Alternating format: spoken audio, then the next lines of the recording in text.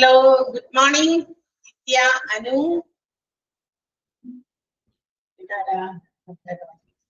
ആകെ 3 പേരുള്ളൂ അതുകൊണ്ട് ഞാൻ Good morning. Good morning, ma'am. Good morning, ma'am. Good morning. Emina, good morning. Nitya, good morning. Shifa, good morning. Only എന്താ പറയാ നമ്മൾ പറയില്ലേ വിരലി എണ്ണാവും എന്ന് പറയുന്ന പോലെ കുറച്ചായി ശോഷിച്ച് അങ്ങനെ തീരാറായപ്പോഴേക്കും ലാസ്റ്റ് ക്ലാസ് ആകുമ്പോ ഒരാളെങ്കിലും ഉണ്ടാവുമെന്നാവോ? അതായിപ്പോ എന്റെ സംശയം. ലാസ്റ്റ് ക്ലാസ് ഒക്കെ വരൂലേ, അതായത് ലാസ്റ്റ് വീക്ക് ഒക്കെ വരുമ്പോ ചിലപ്പോ ആരും ഉണ്ടായില്ലല്ലോ. Jasmine, good morning.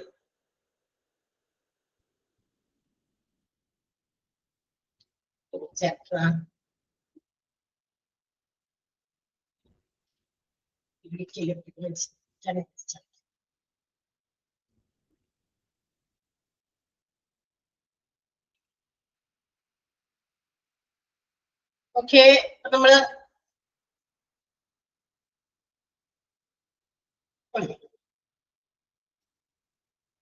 ചാപ്റ്ററുകൾ തീർന്നു എന്ന് ഞാൻ ക്ലാസ്സിൽ പറഞ്ഞു കഴിഞ്ഞ ദിവസം. പക്ഷേ after the verification of chapters in the last class we have detected that one chapter is missing.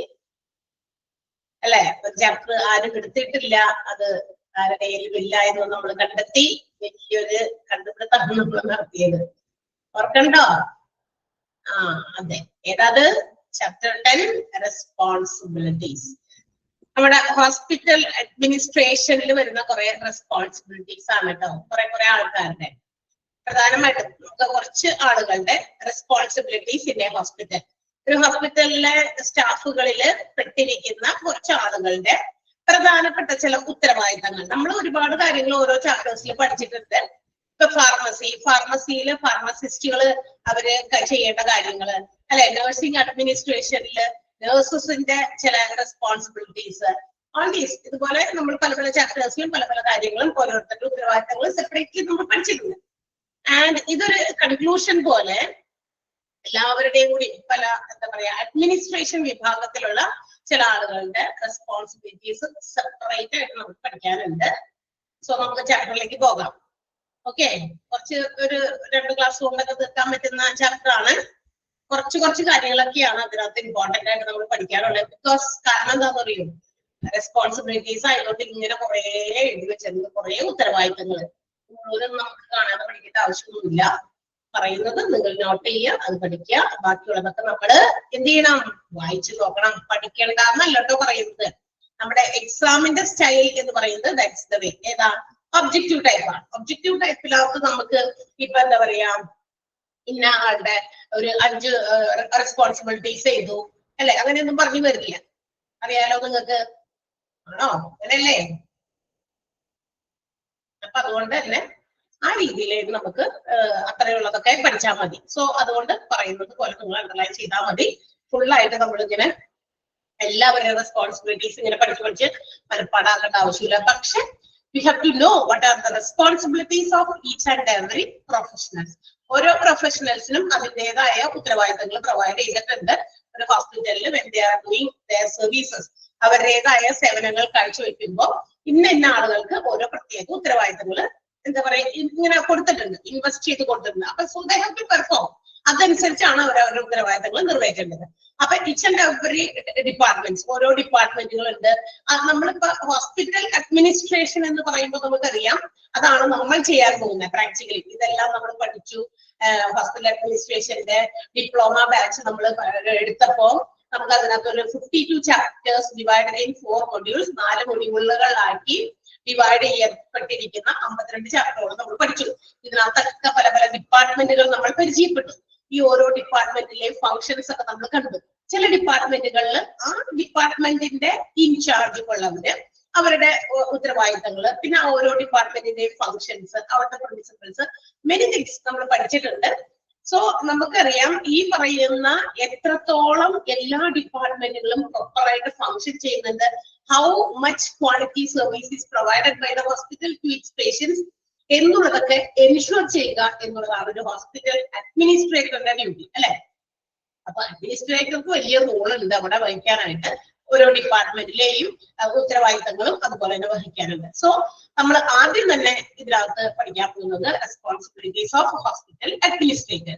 ഇനി നിങ്ങൾ പഠിക്കുമ്പോൾ എങ്ങനെ പഠിക്കാമെന്ന് ആദ്യം തന്നെ ഞാൻ പറയട്ടെ. പരീക്ഷയ്ക്ക് വേണ്ടി പഠിക്കുമ്പോൾ എങ്ങനെ പഠിക്കുന്നത് വെച്ച് കഴിഞ്ഞാൽ അതിനകത്ത് ആ ഓരോ പോയിന്റ് ബോൾഡ് ആയിട്ട് ഇരിക്കുന്ന നമ്പർ ഇട്ടിരിക്കുന്ന like strategic planning, financial management, policy development and implementation, human resource management, facilities and equipment management, quality assurance and patient safety, community relations, risk management, information management, collaboration and leadership. ഇങ്ങനെ 10 point ഉണ്ട്. 11ാമത്തേത് point അല്ല കേട്ടോ. അത് എല്ലാം കൂടി conclude ചെയ്ത് ഒരു sentence ചെയ്തേക്കുന്ന നമ്പർ അങ്ങനെ ഒരു എന്താ പറയാ ഓളത്തിന് ഇട്ട് പോയതായിരിക്കും. ചിലപ്പോ ആ നമ്പർ എന്റെ പ്രസന്റ് ചെയ്തിരിക്കുന്ന നോട്ടിലുണ്ട്, നിങ്ങളുടെ കയ്യിൽ ഉണ്ടാകുമെന്ന് എനിക്കറിയില്ല. ചിലപ്പോൾ അത് മാറ്റിയിട്ടുണ്ടായിരിക്കും. ഓക്കെ, 10 റെസ്പോൺസിബിലിറ്റീസ് കൊടുത്തിട്ട് 10 റെസ്പോൺസിബിലിറ്റിക്ക് ബോൾഡ് ആയിട്ട് എഴുതിയിരിക്കുന്ന പോയിന്റ് മാത്രം നിങ്ങൾ പരീക്ഷയ്ക്ക് വേണ്ടി പഠിച്ചിരുന്നു. ഓക്കെ, ബാക്കി ഉള്ളതൊക്കെ ജസ്റ്റ് നമുക്ക് അതിന്റെ എക്സ്പ്ലനേഷൻസ് നമുക്കൊന്ന് ജസ്റ്റ് ഒന്ന് കൂടുതൽ അതിനെ കുറിച്ച് കൂടുതൽ എക്സ്പ്ലനേഷന് വേണ്ടിയിട്ടാണ് അങ്ങനെ കൊടുത്തിരിക്കുന്നത്. അല്ലെങ്കിൽ ഒരു ഹോസ്പിറ്റൽ അഡ്മിനിസ്ട്രേറ്റർ പ്രധാനമായിട്ടും എന്തൊക്കെ ഉത്തരവാദിത്തങ്ങളാണ് ഒരു ഹോസ്പിറ്റലിൽ നിർവഹിക്കുന്നതെന്നാണ് ആ പോയിന്റ് വൈസ് കൊടുത്തിരിക്കുന്നത്. മനസ്സിലായോ? ആദ്യത്തെ ഹോസ്പിറ്റൽ അഡ്മിനിസ്ട്രേറ്ററിന്റെ എങ്ങനെ പഠിക്കണമെന്ന് മനസ്സിലായില്ല എല്ലാവർക്കും. So let's see what is it. എന്താണ് ഓരോന്നും നമുക്ക് നോക്കാം. അപ്പൊ ഹോസ്പിറ്റൽ അഡ്മിനിസ്ട്രേറ്റർ ലൈക്ക് നമ്മളെ പോലെ നിങ്ങൾ പഠിച്ചു കഴിഞ്ഞ് ഹോസ്പിറ്റൽ അഡ്മിനിസ്ട്രേറ്റർ ആകാൻ പോവുകയാണ്. തീർച്ചയായിട്ടും they have to oversee the operations and the management of a hospital. ഹോസ്പിറ്റലിന്റെ ഹെൽത്ത് കെയർ ഫെസിലിറ്റിയുടെ തീർച്ചയായിട്ടും എല്ലാ പ്രവർത്തനങ്ങളും അതിനെയെല്ലാം തന്നെ നോക്കി കാണണം. മുൻകൂട്ടി പല കാര്യങ്ങളും പ്ലാൻ ചെയ്യാനുണ്ടെങ്കിൽ അത് ചെയ്യണം.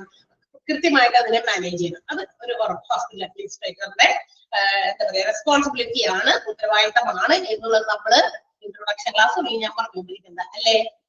ആണോ? ഇൻട്രൊഡക്ഷൻ ക്ലാസ്സിൽ നമ്മൾ തുടങ്ങുന്നത് അങ്ങനെ തന്നെയാ അല്ലെ? എന്താണ് ഹോസ്പിറ്റൽ അഡ്മിനിസ്ട്രേറ്റർ അല്ലെ? എന്താണ്, ആരാണത്, അല്ലെങ്കിൽ എന്താണ് ഹോസ്പിറ്റൽ അഡ്മിനിസ്ട്രേഷൻ എന്ന് പറയുന്ന പ്രൊസീജിയർ, ആ പ്രോസസ് എന്താണെന്ന് ഇൻട്രൊഡക്ഷൻ ക്ലാസ്സിൽ തുടങ്ങി നമ്മൾ പഠിച്ചതാണ്. അത് തന്നെയാണ് ഇവിടെയും നമ്മൾ പറയുന്നത്. ഇതിന്റെ ഒരു ടോട്ടൽ ഒരു ഓൾ ടുഗദർ നമ്മൾ ഇതിനെ കൺക്ലൂഡ് ചെയ്യുമ്പോൾ ഒരു ഹോസ്പിറ്റലിന്റെ ഓപ്പറേഷൻസിനെ മുൻകൂട്ടി നോക്കിക്കാണുക, അതിന്റെ പ്രവർത്തനങ്ങളൊക്കെ നിരീക്ഷിക്കുക, കൂടാതെ എല്ലാ ഡിപ്പാർട്ട്മെന്റുകളും ഒക്കെ ഹോസ്പിറ്റലിന്റെ ഹെൽത്ത് കെയർ ഫെസിലിറ്റി മൊത്തത്തിൽ അങ്ങനെ മാനേജ് ചെയ്യുക എന്നുള്ളതാണ്. അപ്പൊ പ്രധാനമായിട്ടും what are the responsibilities of a hospital administrator എന്നുള്ളതാണ് നമുക്ക് പഠിക്കാനുള്ളത്. First one strategic planning. എന്തായിരിക്കും പ്ലാനിങ് എന്ന് പറയുമ്പോൾ തന്നെ നമ്മൾ ഓർത്തേക്കുക.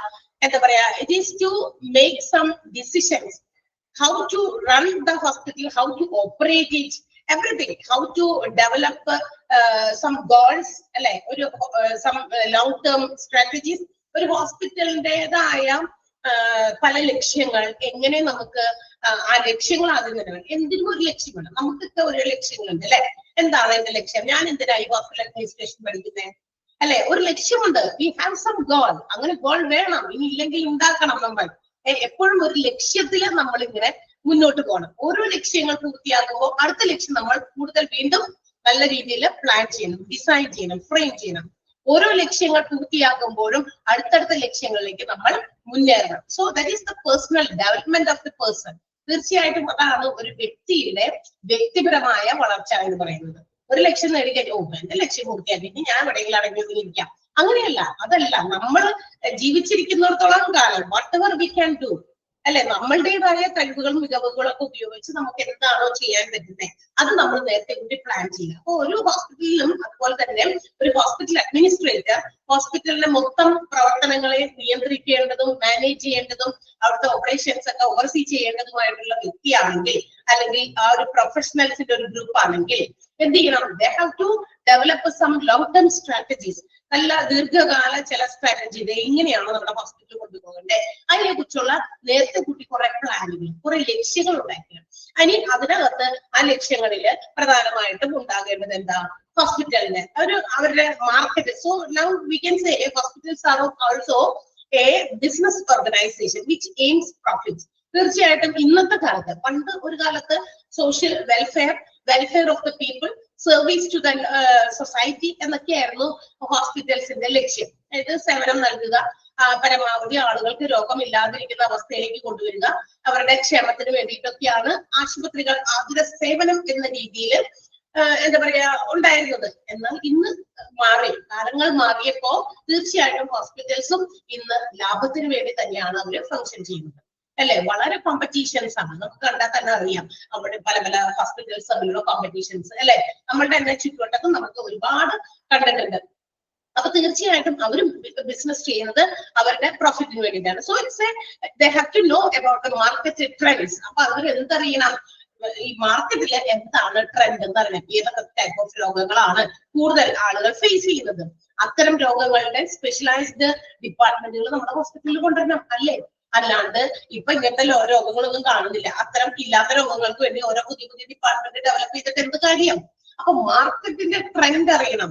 മാർക്കറ്റിന്റെ ട്രെൻഡ് അറിയാന്ന് പറഞ്ഞാൽ എന്താണ് പേഷ്യൻസ് ഡിമാൻഡ് ചെയ്യുന്നത്, അപ്പൊ അതിനു വേണ്ടിയിട്ടുള്ള മാർക്കറ്റ് ട്രെൻഡ് മനസ്സിലാക്കണം ഹോസ്പിറ്റൽ അഡ്മിനിസ്ട്രേറ്റർ.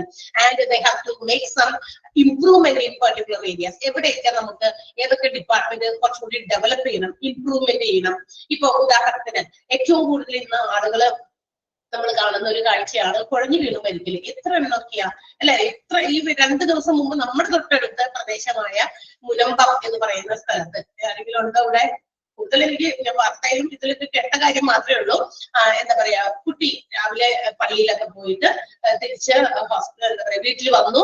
പള്ളിയില് കുർബാനയില് നമ്മുടെ അൽത്താരയില് ഓൾട്ടർ ബോയാണ് എങ്കിലും കൂടി ഒക്കെ കഴിഞ്ഞു വന്ന് 21 വയസ്സുള്ള കുട്ടിയാണ്. വീട്ടിൽ വന്നു, എന്തോ ഭക്ഷണം കഴിച്ചു എന്ന് മാത്രമേ ഉള്ളൂ. കുറച്ചു നേരം കഴിഞ്ഞപ്പോ ആള് കുഴഞ്ഞു വീണ് മരിച്ചു.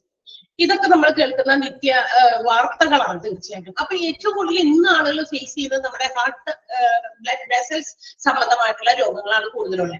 അപ്പൊ എന്താണ്, അത്തരം ഡിപ്പാർട്ട്മെന്റുകൾ ഹോസ്പിറ്റൽസിലുണ്ടെങ്കിൽ അവിടെ നമുക്ക് പുതിയ പുതിയ മോഡേൺ ടെക്നോളജീസ് എങ്ങനെ കൊണ്ടുവരാം, ആ ഒരു മേഖലയെ നമുക്ക് എങ്ങനെ ഇംപ്രൂവ് ചെയ്യാം, നല്ല ക്വാളിറ്റിയുള്ള ട്രീറ്റ്മെന്റ് കൊടുത്ത് ആളുകളെ തിരിച്ച് ജീവിതത്തിലേക്ക് എങ്ങനെ കൊണ്ടുവരാം. സോ നമ്മൾ ഇംപ്രൂവ് ചെയ്യുന്ന ഏരിയ അതൊക്കെ മനസ്സിലാക്കുക.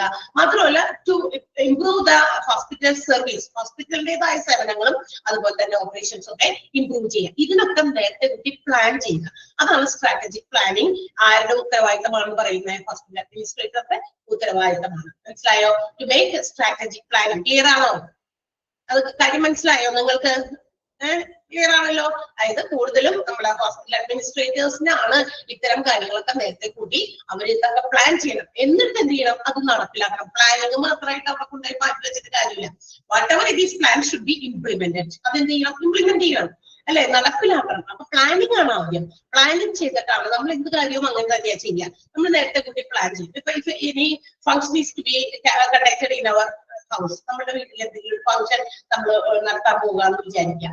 അപ്പൊ നമ്മൾ എന്ത് ചെയ്യും? നേരത്തെ കൂട്ടി പ്ലാൻ ചെയ്യും, അല്ലെ? എന്താണ് അവിടെ എന്താ പറയാ ഫംഗ്ഷന് വേണ്ടിയിട്ട് നമ്മൾ എന്തൊക്കെ കാര്യങ്ങൾ ചെയ്യണം, എന്തൊക്കെ പ്ലാൻ ചെയ്യണം, ആരെയൊക്കെ വിളിക്കണം, എങ്ങനെയാണ് അവർക്ക് വരുമ്പോ കൊടുക്കാൻ, അവരെ നമ്മൾ എങ്ങനെ ട്രീറ്റ് ചെയ്യണം, എന്ത് ഫുഡ് ഫെസിലിറ്റിയാണ് നമ്മൾ കൊടുക്കുന്നത് എന്നുള്ളത്, അവരെയൊക്കെ നമ്മളുടെ വീട്ടിൽ നമുക്ക് ഉൾക്കൊള്ളാനുള്ള ഫെസിലിറ്റീസ് സൗകര്യങ്ങളുണ്ടോ, അതല്ല എങ്കിൽ അതിന് വേണ്ടിയിട്ട് അഡീഷണൽ ആയിട്ട് വാട്ട് ടു ഡു അതൊക്കെ നമ്മൾ പ്ലാൻ ചെയ്യില്ലേ? ലൈക്ക് വൈസ് അതുപോലെ തന്നെയാണ് ഹോസ്പിറ്റൽ അഡ്മിനിസ്ട്രേറ്റർ ഹോസ്പിറ്റലിന്റെ ഓപ്പറേഷൻസും കാര്യങ്ങളും ആണ് ചെയ്യേണ്ടത്. അതുകൊണ്ട് തന്നെ അതിനെ കുറിച്ചുള്ള പ്ലാനിങ് ആണ് ചെയ്യേണ്ടത്. ഓക്കെ, അപ്പോ എന്താ പറയാ, ഫസ്റ്റ് സെന്റൻസിലെ നമ്മുടെ ആ സ്ട്രാറ്റജിക് പ്ലാനിങ് തുടങ്ങുന്നതിന് മുമ്പുള്ള സെന്റൻസ് ഒന്ന് അണ്ടർലൈൻ ചെയ്യട്ടാ. എല്ലാത്തിലും ഏകദേശം ആ ഒരു സെന്റൻസ് അണ്ടർലൈൻ ചെയ്യേണ്ടി വരും. ഓരോരുത്തരുടെ ഉത്തരവാദിത്തങ്ങൾ നമ്മളെല്ലാം പഠിക്കുന്നുണ്ട്. കുറെ പേരുടെ ഉത്തരവാദിത്തം ഇതിനകത്ത് പഠിക്കുന്നുണ്ട്. ചിലപ്പോൾ എന്നെ കൊണ്ട് തീർക്കാൻ പറ്റിയില്ലെങ്കിൽ വേറെ ടീച്ചർ അതിന്റെ ചിലപ്പോ ചില ആളുകളുടെ എടുക്കുമായിരിക്കും. കാരണം എനിക്ക് മുമ്പിൽ ഇനി 2 ക്ലാസ് ഉള്ളൂ. ഒന്ന് ഇന്നും ഇനി നെക്സ്റ്റ് മൺഡേയും. വെനസ്ഡേയിലെ ക്ലാസ് നമ്മുടെ ആതിര മിസ്സിന് കൊടുക്കേണ്ടി വരും. അപ്പൊ തീർച്ചയായിട്ടും എന്നെ കൊണ്ട് പറ്റുന്ന അത്രയും ഞാൻ എടുക്കും. ഇനി എന്തെങ്കിലും ഉച്ചയ്ക്കൊക്കെ കംപ്ലീറ്റ് ചെയ്യാനുണ്ടെങ്കിൽ അതാരെങ്കിലും പറഞ്ഞു. കാരണം ഇതെല്ലാം ഓരോരുത്തരുടെ ഉത്തരവാദിത്തങ്ങളാണ്. ഓക്കെ, ഫസ്റ്റ് സെന്റൻസ് അണ്ടർലൈൻ ചെയ്തോ? പിന്നെ പറഞ്ഞത് ഓരോ പോയിന്റും ബോൾഡ് ആയിട്ട് നമ്പർ ചെയ്തിരിക്കുന്ന പോയിന്റ് മറക്കണ്ട, അതും അണ്ടർലൈൻ ചെയ്തോ. Next one financial management. ഇവിടെ ഒന്നും നോക്കേണ്ട ആവശ്യമില്ല, അല്ലാണ്ട് നമുക്കറിയാം എന്താണ് ഫിനാൻസ് മാനേജ്മെന്റിന്റെ കാര്യത്തിൽ നമ്മുടെ ഹോസ്പിറ്റൽ അഡ്മിനിസ്ട്രേറ്റർക്ക് എന്ത് പങ്കുണ്ട്. They have to make the budget. അതായത് ഫിനാൻഷ്യൽ ഓപ്പറേഷൻസ്, ഇപ്പൊ നമ്മുടെ ഹോസ്പിറ്റലിന് എന്തെങ്കിലുമൊക്കെ ഫണ്ട് റേസ് ചെയ്യണം, പുതിയ പുതിയ കാര്യങ്ങൾ കൊണ്ടുവരണമെങ്കിൽ അതിന് വേണ്ടിയിട്ട് ഫണ്ട് വേണം. ആ ഫണ്ടിന് വേണ്ടിയിട്ട് എന്താണ് നമ്മൾ ചെയ്യേണ്ടത്? അപ്പൊ ഫിനാൻഷ്യൽ കാര്യങ്ങളെ കുറിച്ച് നേരത്തെ കൂടി ഒരു ബഡ്ജറ്റും പ്ലാനിങ്ങും ആര് സൂപ്പർവൈസ് ചെയ്യണം? ഹോസ്പിറ്റൽ അഡ്മിനിസ്ട്രേറ്റർ തന്നെയാണ് സൂപ്പർവൈസ് ചെയ്യേണ്ടത്. ഇപ്പൊ ഫിനാൻസ് ഡിപ്പാർട്ട്മെന്റ് ഉണ്ട് ഹോസ്പിറ്റലില്, അത് ഫിനാൻസ് ഇങ്ങോട്ട് നമ്മുടെ കയ്യിലേക്ക് വരുന്നതും ഹോസ്പിറ്റലിലേക്ക് വരുന്നതും അതൊക്കെ എന്തൊക്കെ കാര്യത്തിന് വേണ്ടി ചെലവാക്കുന്നു എന്നുള്ളതൊക്കെ റെക്കോർഡ് ചെയ്ത് അതിന്റെ അക്കൗണ്ട്സും മറ്റു കാര്യങ്ങളൊക്കെ തയ്യാറാക്കുന്നവരുണ്ടാവും ഹോസ്പിറ്റലിൽ. പക്ഷേ അവരത് മാത്രമേ ചെയ്യുള്ളൂ. കണക്കുകളുടെ വരവും ചെലവും ഒക്കെ കൃത്യമായിട്ട് എഴുതി അതിന്റെ അക്കൗണ്ട്സും ബാലൻസ് ഷീറ്റും മറ്റു കാര്യങ്ങളൊക്കെ പ്രിപ്പയർ ചെയ്യും. അത് അക്കൗണ്ട്സ് ഡിപ്പാർട്ട്മെന്റിന്റെ അല്ലെങ്കിൽ ഫിനാൻസ് ഡിപ്പാർട്ട്മെന്റിന്റെ ഡ്യൂട്ടിയാണ്. പക്ഷേ ഈ ഫിനാൻസ് ഡിപ്പാർട്ട്മെന്റ് അത് മാത്രമേ ചെയ്യുള്ളൂ. എന്നാൽ ഈ പണം ഉപയോഗിച്ച് അല്ലെങ്കിൽ അവിടെ നിന്ന് ഉണ്ടാകുന്ന ലാഭത്തിന്റെ ഒരു വിഹിതം നമ്മുടെ ഹോസ്പിറ്റലിന്റെ പല ഡെവലപ്മെന്റിനും വേണ്ടി നമുക്ക് അത് ഉപയോഗിക്കണം. അത് എന്തൊക്കെ കാര്യത്തിന് ഏതിനാണ് നമ്മൾ കൂടുതൽ പ്രിഫറൻസ് കൊടുക്കേണ്ടത്, ഏത് ഇംപ്രൂവ്മെന്റ് ആണ് നമ്മൾ ആദ്യം നടപ്പിലാക്കേണ്ടത്, പല കാര്യങ്ങളും ഉണ്ടായിരിക്കും. ഒരുപാട് ആവശ്യകതകൾ ഉണ്ടായിരിക്കും. ഡിഫറെന്റ് നമുക്ക് we have different wants, but to satisfy that wants our resources are limited. എവിടെയെങ്ങാണ്ടൊക്കെ പഠിച്ചിട്ടുണ്ടല്ലേ, എങ്ങനെയെങ്ങാണ്ടോ ഇല്ലേ? നമുക്ക് ഒരുപാട് ആവശ്യങ്ങളുണ്ട്. നമ്മൾക്ക് വ്യക്തിപരമായിട്ടുള്ള ആവശ്യങ്ങളൊക്കെ പോലെ തന്നെ ഓരോ ബിസിനസ് ഓർഗനൈസേഷൻസിനും ഓരോ കാര്യങ്ങൾക്കും ഒരുപാട് ആവശ്യങ്ങൾ ഉണ്ടായിരിക്കും. ഓരോ ആവശ്യങ്ങളും ഈ ഫുൾ ആവശ്യങ്ങളെ നമുക്ക് സാറ്റിസ്ഫൈ ചെയ്യിപ്പിക്കാൻ പറ്റില്ല. കാരണം അതിനു വേണ്ടിയിട്ടുള്ള റിസോഴ്സസ് അല്ലെ, വിഭവങ്ങൾ വളരെ വിരളമാണ്, വളരെ സ്കേഴ്സ് ആണ്. അപ്പൊ നമ്മൾ എന്ത് ചെയ്യും? നമ്മുടെ പ്രിഫറൻസ് അനുസരിച്ചാണ് നമ്മുടെ ആവശ്യങ്ങളെ നമ്മൾ നിറവേറ്റുക. അങ്ങനെയല്ലേ? അതുപോലെ തന്നെയാണ് ഹോസ്പിറ്റൽസിനകത്തും അവിടെയുള്ള ഫിനാൻസ് ഏത് രീതിയിൽ വരുന്ന കാശാണെങ്കിലും അത് പല രീതിയിൽ നമ്മൾ അതിനെ ബഡ്ജറ്റ് ചെയ്യണം. എങ്ങനെയൊക്കെയാണ് പല ഇംപ്രൂവ്മെന്റുകൾ കൊണ്ടുവരാനുണ്ട്. ഇവിടെ എന്തൊക്കെ പോരായ്മകളുണ്ട്, അപ്പൊ സോ നമ്മൾ അവിടെ ഇംപ്രൂവ്മെന്റ് കൊണ്ടുവരണം. അത്തരം ഇംപ്രൂവ്മെന്റുകൾ കൊണ്ടുവരേണ്ടടുത്ത് കൊണ്ടുവരാതെ പുതിയ പുതിയ കാര്യങ്ങൾ വെറുതെ കൊണ്ടുവന്ന് വെക്കുന്നതിലല്ല കാര്യം അല്ലെ. ഇപ്പൊ ചില ഹോസ്പിറ്റൽസ് ചില വിഭാഗത്തിലേക്കൊക്കെ നമ്മൾ പോയി കഴിഞ്ഞു കഴിഞ്ഞാൽ ഭയങ്കര മോശമാണ്. അവിടെ ഭയങ്കരമായിട്ട് പേഷ്യൻസിന് എന്താ പറയാ രോഗമായിട്ട് വന്ന് അതിനേക്കാൾ വലിയ രോഗമായിട്ട് പോകേണ്ട അവസ്ഥകളും ചില ഹോസ്പിറ്റൽസിലേക്ക് നമ്മൾ എൻ്റർ ചെയ്താൽ നമുക്ക് കാണാൻ സാധിക്കും. സോ അവിടെ വരുന്ന ആ ഒരു അവർക്ക് കിട്ടുന്ന ഇൻകമിന്റെ പ്രോഫിറ്റിന്റെ 1% അല്ലെ, ഒരു ഭാഗം അവര് എന്ത് ചെയ്യണം? Should expend for such improvements. അത്തരം മേഖലകളെ പുനരുദ്ധരിച്ചു കൊണ്ടുവരാനായിട്ട് ഉപയോഗിക്കണം. അല്ലാതെ വീണ്ടും വീണ്ടും പുതിയ പുതിയ ഏതെങ്കിലുമൊക്കെ ഡിപ്പാർട്ട്മെന്റുകൾ കൊണ്ടുവരുന്നതിലല്ല കാര്യം. ഉള്ളത് ഭംഗിയായിട്ട് ക്വാളിറ്റി സർവീസസ് പേഷ്യൻസിനെ എന്താ പറയാ പല രീതിയിലും ബുദ്ധിമുട്ടിക്കാതെ കൊണ്ടുവരിക എന്നുള്ളതാണ് അല്ലെ. അങ്ങനെയല്ലേ വേണ്ടത്? അപ്പൊ ഫിനാൻസ് മാനേജ്മെന്റും ഹോസ്പിറ്റൽ അഡ്മിനിസ്ട്രേറ്ററുടെ റെസ്പോൺസിബിലിറ്റിയാണ്. ഇഫക്റ്റീവായിട്ട് അവിടുത്തെ റിസോഴ്സസ് ഉപയോഗിക്കുക. നമുക്ക് കയ്യിലുള്ള വിഭവം ഏറ്റവും നിയറസ്റ്റ്, ഏറ്റവും എന്താ പറയാ നെസസറി ആയിട്ടുള്ള ആവശ്യങ്ങൾ നിറവേറ്റാൻ ആദ്യം ഉപയോഗിക്കാം. പ്രിഫറൻസ് കൊടുക്കുക അല്ലെ. ഇപ്പൊ ഒരു വീട് പണി, വീട് ഇങ്ങനെ പൊളിഞ്ഞ് നാശമായിട്ട് കിടക്കുന്ന അല്ലെങ്കിൽ വീടില്ല, അവിടെ ചിലപ്പോ എന്താ പറയാ ഹയർ സ്റ്റഡീസിനൊക്കെ പോകാൻ നിൽക്കുന്ന കുട്ടികളുണ്ട് എന്ന് വിചാരിക്കുക. അപ്പൊ നമ്മൾ ഏറ്റവും ആദ്യം നടപ്പിലാക്കേണ്ട നമ്മുടെ ആവശ്യം ഇതിൽ ഏതാണെന്ന് വി ഹാവ് ടു ചൂസ്. ഈ രണ്ടെണ്ണത്തിൽ നിന്ന് നമ്മൾ ചൂസ് ചെയ്യണം ഏതാണ് നമുക്ക് ആദ്യം ചെയ്യേണ്ടത്. കുട്ടിയുടെ വിദ്യാഭ്യാസം അതിന് മാർഗതടസ്സം സംഭവിക്കാൻ പാടില്ല. സോ നമ്മൾ എന്ത് ചെയ്യണം? ഇത് വാടകയ്ക്കാണ് കിടക്കുന്നതെങ്കിലും ആ കുട്ടിയുടെ വിദ്യാഭ്യാസത്തിന് വേണ്ടിയിട്ടുള്ള കാര്യങ്ങൾ ചെയ്യാൻ പ്രിഫറൻസ് കൊടുക്കുന്നവരുണ്ടായിരിക്കാം. കാരണം നമ്മളെ പറയും എഡ്യൂക്കേഷൻ ഈസ് ആൻ അസറ്റ് അല്ലെ. അതൊരു വിദ്യാഭ്യാസം നമ്മൾ നേടുന്നത് ഒരു വലിയ ആസ്തിയാണ്. നമുക്ക് എന്താ പറയാ അതിൽ നിന്ന് ഉണ്ടാകാവുന്ന പല നേട്ടങ്ങളും നമുക്ക് ഉണ്ടാക്കിയെടുക്കാൻ പറ്റുന്നതാണ് അല്ലെ. നമ്മുടെ ഹെൽത്തും അതുപോലെ തന്നെയാണ്. നമ്മുടെ ആരോഗ്യവും നമ്മൾക്ക് കിട്ടുന്ന നമ്മൾ നേടുന്ന വിദ്യാഭ്യാസവും ഒരിക്കലും നമ്മളിൽ നിന്ന് നശിക്കാതെ സൂക്ഷിക്കുകയാണെങ്കിൽ, കെയർ ചെയ്യുകയാണെങ്കിൽ നമുക്ക് എന്ത് ചെയ്യാം? അതനുസരിച്ച് നമുക്ക് പലതും നേടാൻ സാധിക്കും. അതേസമയം ഇത് രണ്ടും ഇല്ലാണ്ടായി കഴിഞ്ഞു കഴിഞ്ഞാൽ ഇന്നത്തെ കാലത്ത് നമുക്ക് ഭയങ്കര ബുദ്ധിമുട്ടാണ്. അപ്പൊ ഇഫക്റ്റീവ് ആയിട്ടുള്ള മാനറിൽ റിസോഴ്സസിനെ ഡിസ്ട്രിബ്യൂട്ട് ചെയ്ത് മാനേജ് ചെയ്യേണ്ടതും ഹോസ്പിറ്റൽ അഡ്മിനിസ്ട്രേറ്ററിന്റെ റെസ്പോൺസിബിലിറ്റിയാണ്. ക്ലിയർ ആയോ? രണ്ടാമത്തെ പോയിന്റുകൾ ആണ് നമ്മൾ പഠിക്കുന്നത്. ഉള്ളിലുള്ളത് ഞാൻ അതിന്റെ മീനിങ് പറയുന്നുണ്ട്, നിങ്ങൾ ജസ്റ്റ് ഒന്ന് വായിച്ചു ഒന്നുകൂടിയൊക്കെ നോക്കുക. Next policy development and implementation. പുതിയ പോളിസീസ് സെറ്റ് ചെയ്യുക. ഹോസ്പിറ്റലിന്റെ എന്താ പറയാ പരമ്പരാഗതമായിട്ട് കുറെ ഹോസ്പിറ്റലിന് ഒരേ നയങ്ങളൊക്കെ ഉണ്ടാക്കി വെച്ചിട്ടുണ്ട്. അതിങ്ങനെ കൈമാറി വന്ന് ഇങ്ങനെ ഇരിക്കുകയാണ്. എസ്റ്റാബ്ലിഷ് ചെയ്ത വർഷം മുതൽ ചിലപ്പോ ഒരു 1950കളിൽ എസ്റ്റാബ്ലിഷ് ചെയ്ത ഹോസ്പിറ്റൽസ് ആയിരിക്കാം. ചില അവരുടെയൊക്കെ ആൻസിസ്റ്റേഴ്സ് ആയിരിക്കും പൂർവികരായിട്ടുണ്ടാക്കിയ ഹോസ്പിറ്റൽ. അതിങ്ങനെ ഡെവലപ്പ് ചെയ്ത് കൊണ്ടുവന്നു. ഹോസ്പിറ്റലിൽ ഡെവലപ്പ് ചെയ്യുമ്പോൾ at the same time they have to make improvements in the policies. ഹോസ്പിറ്റലിന്റെ പോളിസീസ് നയങ്ങളിൽ വ്യത്യാസങ്ങൾ ഉണ്ടെങ്കിൽ അത് പുനരുദ്ധരിച്ച് വീണ്ടും മാറ്റിയൊക്കെ കൊണ്ടുവരണം അല്ലെ. പുതിയ പോളിസീസ് ആൻഡ് പ്രൊസീജിയേഴ്സ് അല്ലെ നമുക്ക് പാലിക്കാൻ പറ്റുന്ന രീതിയിൽ അത് നമ്മൾ ഹോസ്പിറ്റൽസിന്റെ പോളിസീസ് ഒക്കെ എല്ലാവർക്കും പാലിക്കാൻ പറ്റണം. അല്ലാതെ പാലിക്കാൻ പറ്റാത്ത രീതിയിലുള്ള കുറെ പോളിസീസ് ഒക്കെ കൊണ്ടുവന്നിട്ട് ഇംപ്ലിമെന്റ് ചെയ്ത് കഴിഞ്ഞാൽ കാര്യമില്ല. അതുപോലെ തന്നെ പേഷ്യന്റിന്റെ സേഫ്റ്റി നമ്മൾ ഉറപ്പുവരുത്തണം, എൻകറേജ് ചെയ്യണം. കാരണം ഹോസ്പിറ്റൽസിൽ വരുന്നവര് പേഷ്യൻസിന് അവരുടേതായ എല്ലാ രീതിയിലും പേഷ്യന്റ് സാറ്റിസ്ഫാക്ഷൻ എന്ന് പറയുന്നത് പഠിച്ചു പോകുന്നത് ഇല്ലേ, പഠിച്ചില്ലേ?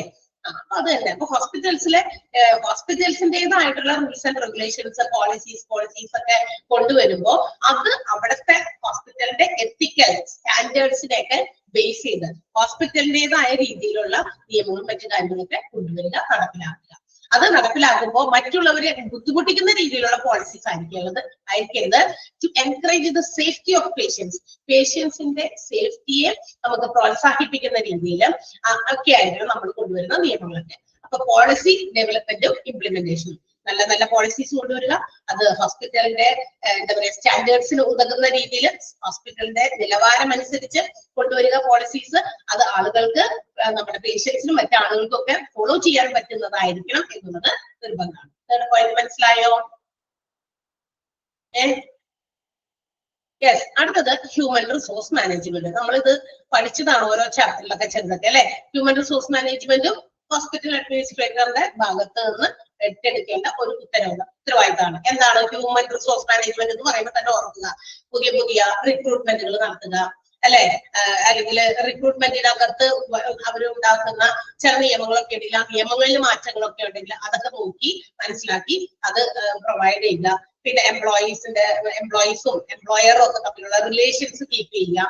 സ്റ്റാഫിങ്, അതായത് പുതിയ ആളുകളെ നിയമിക്കുന്നതും അതുപോലെ തന്നെ എല്ലാ ആളുകളും എന്താ പറയാ വേക്കൻസീസ് ഒക്കെ നമ്മൾ കൃത്യമായിട്ടൊക്കെ എന്താ പറയാ ഹോസ്പിറ്റലിന്റെ റിക്വയർമെന്റ്സ് അനുസരിച്ചാണ് നമ്മൾ വേക്കൻസീസ് ഒക്കെ ഫില്ല് ചെയ്യുന്നതെന്നും എല്ലാ സ്റ്റാഫിംഗ് ലെവലിലുള്ള ആളുകളൊക്കെ കൃത്യമായിട്ട് നമ്മൾ ഓരോ ആളുകളെ പുതിയ റിക്രൂട്ട് ചെയ്ത് അവരെയൊക്കെ നിയമിക്കുമ്പോ ആ ഓരോ നിയമനവും നല്ലതാണ് അല്ലെ, ഒപ്റ്റിമലാണ്, മാക്സിമം നല്ല രീതിയിലുള്ള നിയമനങ്ങളാണ് നമ്മൾ നടത്തിയിരിക്കുന്നതെന്നും ഒക്കെ ഉറപ്പുവരുത്തണം. അപ്പൊ ഹ്യൂമൻ റിസോഴ്സ് മാനേജ്മെന്റിന്റെ മേഖലയിലും നമ്മുടെ ഹോസ്പിറ്റൽ അഡ്മിനിസ്ട്രേറ്റർക്ക് അത് ഹ്യൂമൻ റിസോഴ്സുകളൊക്കെ റിക്രൂട്ടൊക്കെ ചെയ്യുന്നതൊക്കെ ഹ്യൂമൻ റിസോഴ്സ് മാനേജ്മെന്റ് ആണ് അല്ലെ.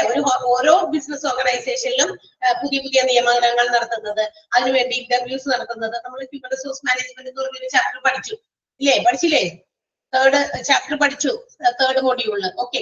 അപ്പൊ അവിടെ നമ്മൾ കണ്ടു എന്താ പറയാ ഹോസ്പിറ്റൽസിനായിക്കോട്ടെ മറ്റ് ബിസിനസ് ഓർഗനൈസേഷൻസിലായിക്കോട്ടെ എവിടെയാണെങ്കിലും പുതിയ റിക്രൂട്ട്മെന്റ് നടത്തുന്നു, റിക്രൂട്ട്മെന്റിന് വേണ്ടി വരുന്ന കാര്യങ്ങൾ ചെയ്യുന്നു, പുതിയ ആളുകളെ ഇന്റർവ്യൂവിലൂടെയും മറ്റൊക്കെ സെലക്ട് ചെയ്യുന്നു, പിന്നെ അവർക്ക് ട്രെയിനിങ് കൊടുക്കണം, അവരുടെ എന്താ പറയുക കോമ്പൻസേഷൻ സംബന്ധമായ കാര്യങ്ങൾ ഇതെല്ലാം നോക്കി നടത്തുന്നത് ഹോസ്പിറ്റൽസിലായാലും ഹ്യൂമൻ റിസോഴ്സ് മാനേജ്മെന്റ് ആണ്. പക്ഷെ ഹ്യൂമൻ റിസോഴ്സ് മാനേജ്മെന്റ് ഇതൊക്കെ ചെയ്യുന്നുണ്ട് എന്ന് ഉറപ്പുവരുത്തണം.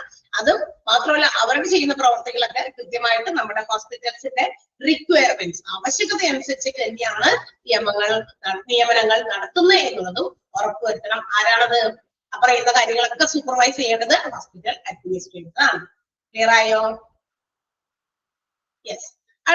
അടുത്തത് ഫെസിലിറ്റീസ് ആൻഡ് എക്യുപ്മെന്റ് മാനേജ്മെന്റ്. അതും അതെ, അതായത് ഒരു ഹോസ്പിറ്റൽസിൽ എന്തൊക്കെ കാര്യങ്ങൾ വേണം, എന്തൊക്കെ എക്യുപ്മെന്റുകൾ, എന്തൊക്കെ ഇൻഫ്രാസ്ട്രക്ചർ സൗകര്യങ്ങൾ വേണം, പുതിയ എക്യുപ്മെന്റുകൾ കൊണ്ടുവരണോ, പുതിയ ടെക്നോളജീസ് അഡോപ്റ്റ് ചെയ്യണോ, എവറിത്തിങ് ഇതൊക്കെ മെയിൻറ്റെയിൻ ചെയ്യാൻ മെയിൻ്റെനൻസ് ഡിപ്പാർട്ട്മെന്റ് ഒക്കെ ഉണ്ട് അല്ലെ.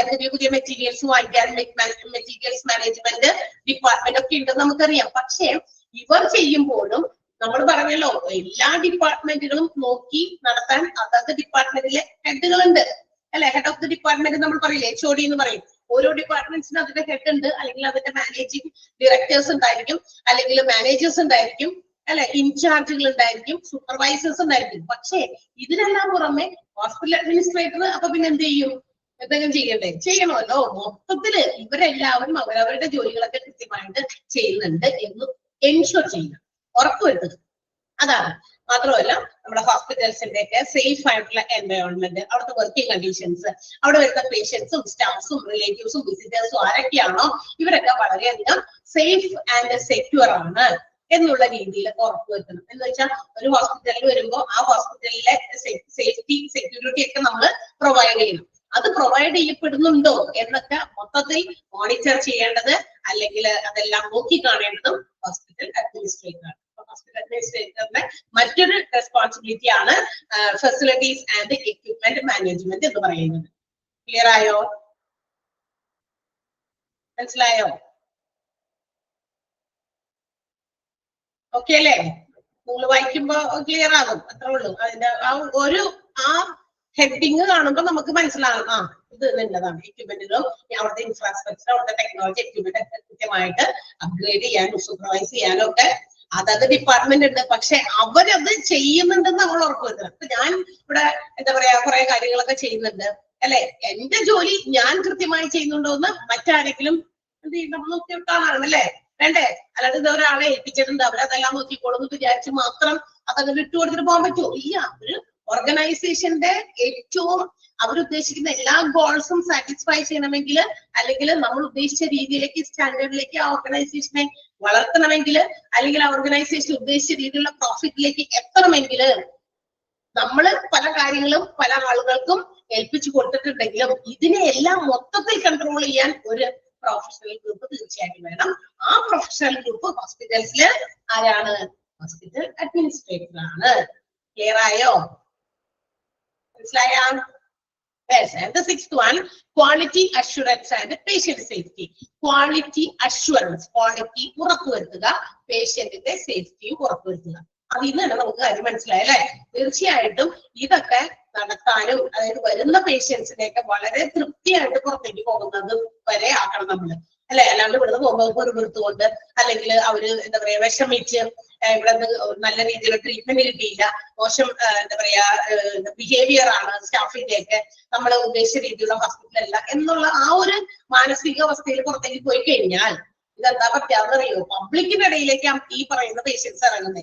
തീർച്ചയായിട്ടും ഒരു 10 ആളോട് പറയുന്ന ഇറ്റ്സ് എ മൗത്ത് അഡ്വർടൈസ്മെന്റ് അല്ലെ, അതൊരു പരസ്യമാണ് തീർച്ചയായിട്ടും. അപ്പോ ഹോസ്പിറ്റൽസിലേക്ക് ഇത്തരം ഹോസ്പിറ്റലുകളിലേക്ക് വരാനായിട്ട് ആളുകൾ പേടിക്കും, മടിക്കും അല്ലെ. അത് നല്ല ക്വാളിറ്റി സർവീസസ് എവിടെ പ്രൊവൈഡ് ചെയ്തിരുന്നു അവിടെയാണ് ഇന്നത്തെ ആളുകൾ. പണ്ടൊക്കെ ചിലപ്പോ നമ്മളുടെ കൺവീനിയന്റ് അനുസരിച്ച് സൗകര്യം അനുസരിച്ച് അതായത് എവിടെ പോയാൽ മതി എന്നൊക്കെ വിചാരിച്ച് നമ്മൾ പോകും. ഇന്ന് അങ്ങനെയല്ല. ഇന്ന് സൗകര്യം മാത്രമല്ല ആളുകൾ നോക്കുക. ഇന്ന് ആളുകൾ എവിടെ വേണമെങ്കിലും എത്തരം ട്രീറ്റ്മെന്റ് നമുക്ക് കിട്ടേണ്ട ട്രീറ്റ്മെന്റുകൾ നല്ല രീതിയിലുള്ള കസ്റ്റമർ സർവീസ് ഏത് രീതിയിലാണെങ്കിലും. ഇവിടെ കസ്റ്റമർ എന്ന് പറയുന്നത് പേഷ്യന്റ് ആണ്. ഹോസ്പിറ്റലിനെ സംബന്ധിച്ച് ഹോസ്പിറ്റൽ എന്ന് പറയുന്ന ഓർഗനൈസേഷന് അവിടെ വരുന്ന പേഷ്യൻസ് ആണ് അതിന്റെ കസ്റ്റമർ. അതുപോലെ തന്നെയാണ് ഏത് ബിസിനസ് ഓർഗനൈസേഷനിലും നമ്മളിപ്പോ പോകുമ്പോൾ അവിടുത്തെ ആ ഒരു എന്താ പറയാ കസ്റ്റമേഴ്സിനോടുള്ള ഡീലിങ്സ് ഇതിലൊക്കെ വളരെ പ്രാധാന്യമുണ്ട്. അപ്പൊ അതൊക്കെ നമുക്ക് പെർഫെക്റ്റ് ആയിട്ട് സാറ്റിസ്ഫൈഡ് ആയിട്ട് കിട്ടുന്നിടത്തെ നമ്മൾ വീണ്ടും പോകുള്ളൂ. അതല്ലെങ്കിൽ എന്ത് ചെയ്യും?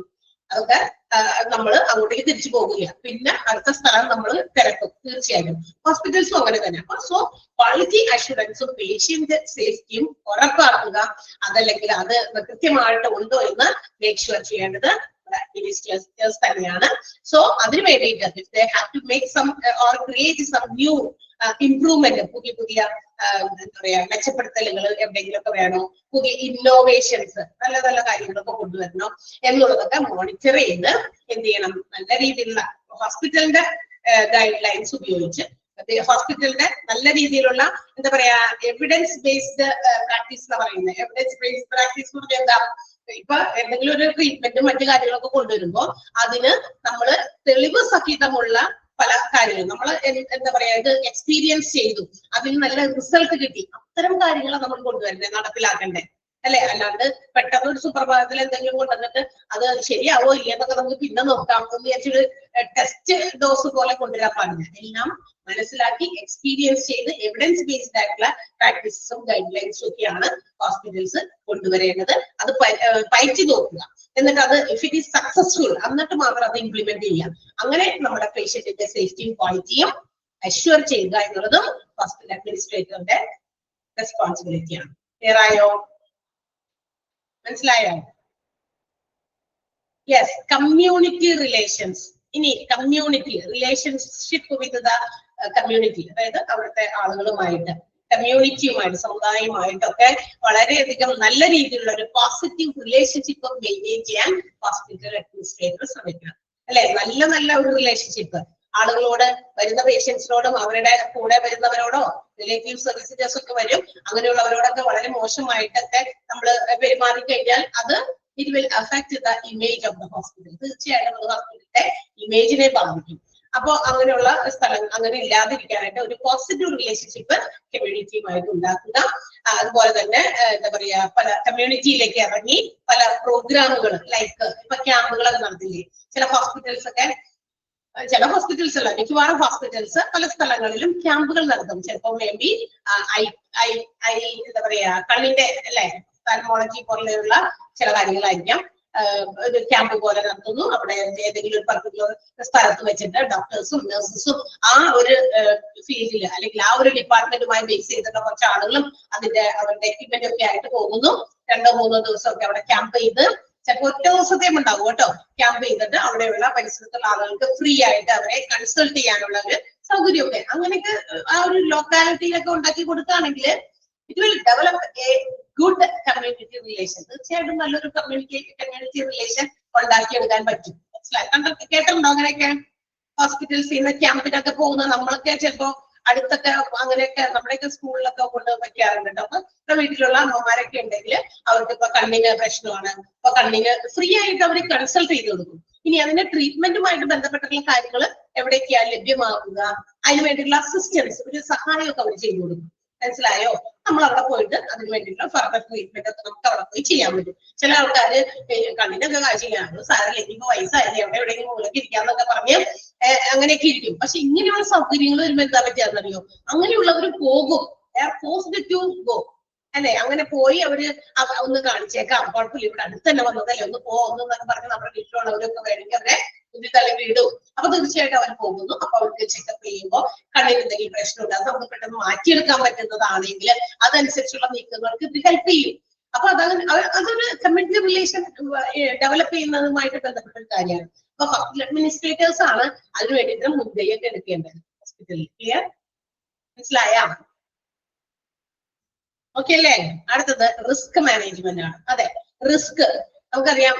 ഒരു ഹോസ്പിറ്റലിന്റെ അവർ പ്രൊവൈഡ് ചെയ്യുന്ന സർവീസ് എന്ന് പറയുന്നത് അതിനകത്ത് ഏറ്റവും കൂടുതൽ ഒരു റിസ്ക് ഫാക്ടർ കൂടുതലുള്ള കാര്യമാണ്. മറ്റെന്ത് ബിസിനസ്സിനേക്കാൾ ഏറ്റവും കൂടുതൽ റിസ്കി ഫാക്ടേഴ്സ് ഇൻവോൾവ് ചെയ്യുന്ന ഒരു കാര്യമാണ് ഹോസ്പിറ്റൽസ് കൊടുക്കുന്ന സേവനം. തീർച്ചയായിട്ടും ഇത് മനുഷ്യന്മാരുടെ ജീവൻ വെച്ചിട്ടുള്ള കളിയാണ്. അപ്പോ എന്താ പറയാ, they have to execute some rules, protocols, policies to minimize such risk. പലതരത്തിലുള്ള റിസ്കുകൾ ഫേസ് ചെയ്യേണ്ടി വരാം.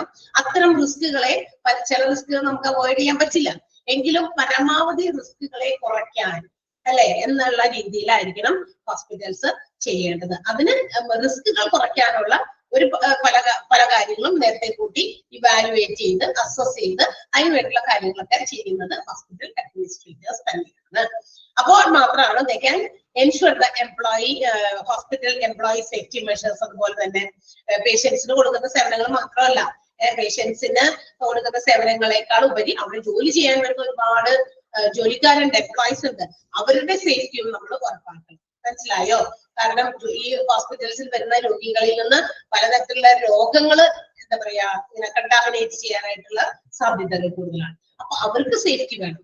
അവരും കൂടി വയ്യാണ്ടായി കഴിഞ്ഞു കഴിഞ്ഞാൽ അവർക്ക് ഇത്തരം തരത്തിലുള്ള ചില എപ്പിഡമിക്സ് ഒക്കെ ഇങ്ങനെ എന്താ പറയാ സ്പ്രെഡ് ആകുമ്പോൾ അതൊക്കെ നമ്മള് മറ്റുള്ളവരിലേക്ക് പെട്ടെന്ന് ഹോസ്പിറ്റലാകുമ്പോൾ വളരെ പെട്ടെന്ന് അത് സ്പ്രെഡ് ചെയ്യും. കാരണം അവിടെ ഇഷ്ടംപോലെ ആളുകളുണ്ട്, രോഗികളുണ്ട്, ജോലി ചെയ്യുന്നവരുണ്ട്, അവരിലേക്കൊക്കെ പെട്ടെന്ന് സ്പ്രെഡ് ചെയ്യാൻ അധികം സമയം വേണ്ടില്ല. സോ അതിന് വേണ്ടിയിട്ട് അതിനെയൊക്കെ നമുക്ക് എങ്ങനെയാണ് ഹാൻഡിൽ ചെയ്യാൻ പറ്റുക, അതിനുള്ള measures have to be taken by the hospital administrator by evaluating and managing such risk. ഇത്തരം റിസ്കുകളൊക്കെ നേരത്തെ കൂട്ടി മനസ്സിലാക്കി അസസ് ചെയ്ത് അതിനെയൊക്കെ കുറയ്ക്കാൻ വേണ്ടിയിട്ടുള്ള കാര്യങ്ങൾ ചെയ്യേണ്ടത് ഹോസ്പിറ്റൽ അഡ്മിനിസ്ട്രേറ്റർ ആണ്. ക്ലിയർ ആയോ? മനസ്സിലായോ? യെസ്. അടുത്തത് ഇൻഫോർമേഷൻ മാനേജ്മെന്റ് ആണ്. ഇൻഫോർമേഷൻ മാനേജ്മെന്റ് എന്ന് പറഞ്ഞാൽ എന്താ? We know that there are different kinds of records kept in the hospitals regarding patients. അല്ലെ, പേഷ്യൻസിനെ സംബന്ധിക്കുന്ന അല്ലെങ്കിൽ പേഷ്യൻസിനെ കുറിച്ചുള്ള പല വിവരങ്ങളൊക്കെ ശേഖരിച്ചു വെക്കുന്ന ഒരുപാട് റെക്കോർഡുകളൊക്കെ ഹോസ്പിറ്റൽസിലുണ്ട് അല്ലെ. അത് ഇന്നത്തെ കാലത്താണെങ്കിൽ ഈ മെഡിക്കൽ റെക്കോർഡ്സ് ആണ്, ഇലക്ട്രോണിക് മെഡിക്കൽ റെക്കോർഡ്സ് ആണ്. എല്ലാം ഇൻഫോർമേഷൻ സിസ്റ്റം മൂലം IT ഇൻഫോർമേഷൻ ടെക്നോളജിയിലൂടെ നമ്മുടെ കമ്പ്യൂട്ടറിൽ സേവ് ചെയ്ത് വെച്ചിരിക്കുകയാണ്. സോ ഈ പറയുന്ന ഇങ്ങനെ സേവ് ചെയ്തിരിക്കുന്ന ഇൻഫോർമേഷൻസിനെ കൃത്യമായ രീതിയിൽ മാനേജ് ചെയ്യണം. ഇത് കോൺഫിഡൻഷ്യൽ ആയിട്ട് വളരെയധികം വിശ്വാസ്യതാപൂർവം പേഷ്യൻസ് നമുക്ക് എന്താ പറയാ നമ്മളിലേക്ക് ഡിസ്ക്ലോസ് ചെയ്തിരിക്കുന്ന പല ഇൻഫോർമേഷൻസ് ആയിരിക്കും. അത് സേഫ് ആൻഡ് സെക്യൂർ ആയിട്ട് സൂക്ഷിക്കേണ്ടത് ഹോസ്പിറ്റലിന്റെ ആ ഇൻഫോർമേഷൻ ടെക്നോളജി വിഭാഗം തന്നെയാണ്. പക്ഷേ അവരത് നോക്കുന്നുണ്ട് എങ്കിലും അവരുമായിട്ട് നമ്മൾ എന്ത് ചെയ്യണം, ഹോസ്പിറ്റൽ അഡ്മിനിസ്ട്രേറ്റേഴ്സിന് ഒരു കൊളാബറേഷൻ ഉണ്ടായിരിക്കണം.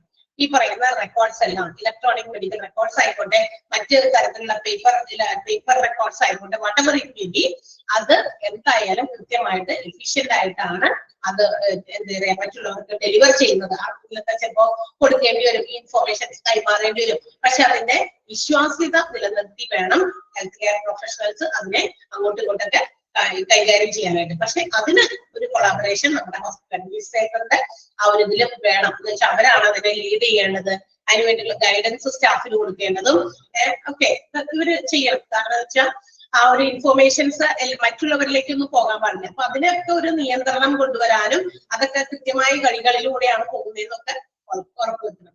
അതിനു വേണ്ടിയിട്ട് തൊട്ടടുത്ത ഇതിൽ പറയുന്നത് കൊളാബറേഷൻ ഓഫ് ലീഡർഷിപ്പ്. പല കാര്യങ്ങളിലും നമുക്ക് പല ഡിപ്പാർട്ട്മെന്റുമായിട്ടൊക്കെ കൊളാബറേറ്റ് ചെയ്ത് പല കാര്യങ്ങളും നമ്മുടെ ഹോസ്പിറ്റൽ അഡ്മിനിസ്ട്രേറ്റേഴ്സ് ചെയ്യുന്നുണ്ട്. ലൈക്ക് ഈ പറഞ്ഞ പോലെ മെഡിക്കൽ റെക്കോർഡ്സിന്റെ ആ ഒരു ഇൻഫോർമേഷൻസ് ഒക്കെ മറ്റുള്ളവർക്ക് കൈമാറുമ്പോഴായിക്കോട്ടെ, അല്ലെങ്കിൽ മറ്റേതെങ്കിലും തരത്തിലുള്ള എന്തെങ്കിലും ചില കാര്യങ്ങൾക്ക് ചിലപ്പോൾ ഒരു ലീഡർഷിപ്പ് പോലെ നിൽക്കേണ്ടി വരും ഹോസ്പിറ്റൽ അഡ്മിനിസ്ട്രേറ്റേഴ്സ്. അത് പിന്നെ സ്റ്റാഫുകൾക്ക് ഗൈഡൻസ് കൊടുക്കാനായിട്ട് ഓക്കെ. അപ്പൊ ആ രീതിയിൽ എന്ത് ചെയ്യേണ്ടി വരും, ഹോസ്പിറ്റൽ അഡ്മിനിസ്ട്രേറ്റർ പ്രവർത്തിക്കേണ്ടി വരും. അല്ലെങ്കിൽ ലീഡർ കൊളാബറേഷൻ ആൻഡ് ലീഡർഷിപ്പും ക്വാളിറ്റിയും നമ്മുടെ ഹോസ്പിറ്റൽ അഡ്മിനിസ്ട്രേറ്ററുടെ റെസ്പോൺസിബിലിറ്റിയാണ്. ക്ലിയർ ആയോ? 10 പോയിന്റ് മനസ്സിലായില്ലേ? Okay, so these are the responsibilities of hospital administrator. അപ്പോ ഈ റെസ്പോൺസിബിലിറ്റീസ് ഉത്തരവാദിത്തങ്ങൾ ഇങ്ങനെ നീണ്ടുപോകും, ഇനിയും അധികം ഉണ്ടായിരിക്കാം. And all these responsibilities depend upon the size and the type of hospital. എല്ലാ ഉത്തരവാദിത്തങ്ങളും ഇങ്ങനെ തന്നെ ആവണം നിർബന്ധമില്ല. ഇതിനേക്കാൾ കൂടുതൽ ഉത്തരവാദിത്തങ്ങളും വഹിക്കേണ്ടി വരുന്ന ഹോസ്പിറ്റൽ അഡ്മിനിസ്ട്രേറ്റേഴ്സ് ചില ഹോസ്പിറ്റൽസിൽ ഉണ്ടാകും. ബിക്കോസ് ഇത് depends upon the size and type of hospital. തീർച്ചയായിട്ടും ഹോസ്പിറ്റലിന്റെ വലിപ്പം, ഏത് ടൈപ്പ് ഓഫ് ഹോസ്പിറ്റൽ ആണ് എന്നുള്ളതിനെ ആശ്രയിച്ചിരിക്കും ഹോസ്പിറ്റൽ അഡ്മിനിസ്ട്രേറ്ററിന്റെ ഉത്തരവാദിത്തങ്ങളും. ഇത്രയും ഉത്തരവാദിത്തം നമ്മൾ 10 പഠിച്ചു. നമ്മൾ എവിടെയെങ്കിലും ഹോസ്പിറ്റലില് എന്താ പറയാ ഒരു ഹോസ്പിറ്റൽ അഡ്മിനിസ്ട്രേറ്റർ ആയിട്ട് ജോലിക്ക് കയറി, അപ്പൊ പറയുന്നേ ഞങ്ങൾ ഈ 10 ഉത്തരവാദിത്തങ്ങളെ പഠിച്ചാൽ ഞങ്ങൾ അത് മാത്രമേ ചെയ്യുള്ളൂ എന്ന് പറയാൻ പാടില്ല കേട്ടോ. ഇതൊക്കെയാണ് മെയിൻ ആയിട്ട് വരുന്നത്. ഇനി ഇതിൽ എന്തെങ്കിലും മാറ്റങ്ങൾ ഉണ്ടാകുന്നുണ്ടെങ്കിൽ അത് ഹോസ്പിറ്റലിന്റെ ആ രീതി, അവിടുത്തെ ഏത് ഹോസ്പിറ്റലാണ്, ഏത് ടൈപ്പ് ഓഫ് ഹോസ്പിറ്റലാണ് അതനുസരിച്ചിരിക്കും. എന്തായാലും ചുരുക്കി പറഞ്ഞു കഴിഞ്ഞാൽ ഒരു ഹോസ്പിറ്റൽ അഡ്മിനിസ്ട്രേറ്റർക്ക് വെറുതെ ഇരിക്കാനൊന്നും നേരമില്ല. ഇഷ്ടം പോലെ കാര്യങ്ങള് ഒരു ഹോസ്പിറ്റലിനകത്ത് ചെയ്യാനുണ്ട്. ഇല്ലേ? കേട്ടപ്പോ മനസ്സിലായില്ലേ? അപ്പൊ കാര്യം തീരുമാനമായി. നമുക്ക് ഇച്ചിരി വെറുതെ ഇരിക്കാൻ പറ്റില്ല. സോ അത് നമ്മൾ മേടിക്കണ്ട, നമ്മളെപ്പോഴും ബിസി ആയിട്ടിരിക്കാം.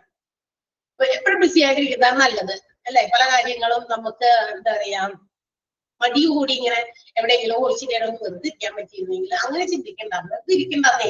നമ്മള് വെറുതെ ഇരിക്കേണ്ട, ചിലപ്പോ കുറെ കഴിയുമ്പോ നമുക്ക് വെറുതെ ഇരിക്കേണ്ടി വരും. അപ്പൊ നമ്മൾ ഇങ്ങനെ വിചാരിക്കും എന്താണ് അന്നൊക്കെ വെറുതെ നല്ല ആരോഗ്യം ഉണ്ടായിരുന്ന സമയത്ത് ആരോഗ്യത്തെ മര്യാദയ്ക്ക് യൂസ് ചെയ്യാതെ അവിടെ ഇവിടെയൊക്കെ ചുറ്റി ചുരുങ്ങി കൂടിയൊക്കെ എവിടെയെങ്കിലും മടി പിടിച്ചിരുന്നു, അന്ന് ഞാൻ അങ്ങനെ ഭയങ്കര എനർജറ്റിക് ആയിട്ട് അങ്ങോട്ടും ഇങ്ങോട്ടൊക്കെ ഒന്ന് ഓടി നടന്നിരുന്നെങ്കിൽ അല്ലെ എന്ന്. അപ്പൊ ഞാൻ ആയ കാലത്തും നല്ല കാര്യങ്ങളൊക്കെ ഇങ്ങനെ ഓടിച്ചാടി നടന്ന് എന്താ പറയാ ഒരു ഒത്തിരി പോലെ സമയം വെറുതെ കളയാതെ ഞാൻ ഓടി നടന്നത് അല്ലേ, ലൈക്ക് എൻ ആന്റ്, കുറുമ്പിനെ പോലെ. ദൂരം ഉറങ്ങാറില്ല എന്നൊക്കെ പറയുന്ന ഇതൊക്കെ നമ്മൾ കണ്ടിട്ടുണ്ട് അല്ലെ. അപ്പൊ അതുപോലെ അപ്പൊ എപ്പോഴും ആയ കാലത്താണ് നമ്മളെല്ലാം ചെയ്യേണ്ടത് അല്ലെ. നമുക്ക് എപ്പോഴെങ്കിലും അങ്ങനെ ഒരു സമയം വെറുതെ ഇരിക്കാനായിട്ട് ചിലപ്പോ തരും, എപ്പോഴെങ്കിലും. ചിലപ്പോ അങ്ങനെ സമയം പോലും കിട്ടില്ല, പെട്ടെന്നായിരിക്കും എല്ലാം ഉണ്ടാകുന്നത്. ഓക്കെ, യെസ്, അത് വെറുതെ പറഞ്ഞത് മാത്രമേ ഉള്ളൂ. അപ്പൊ അത് മനസ്സിലായില്ലേ responsibilities of hospital administrator.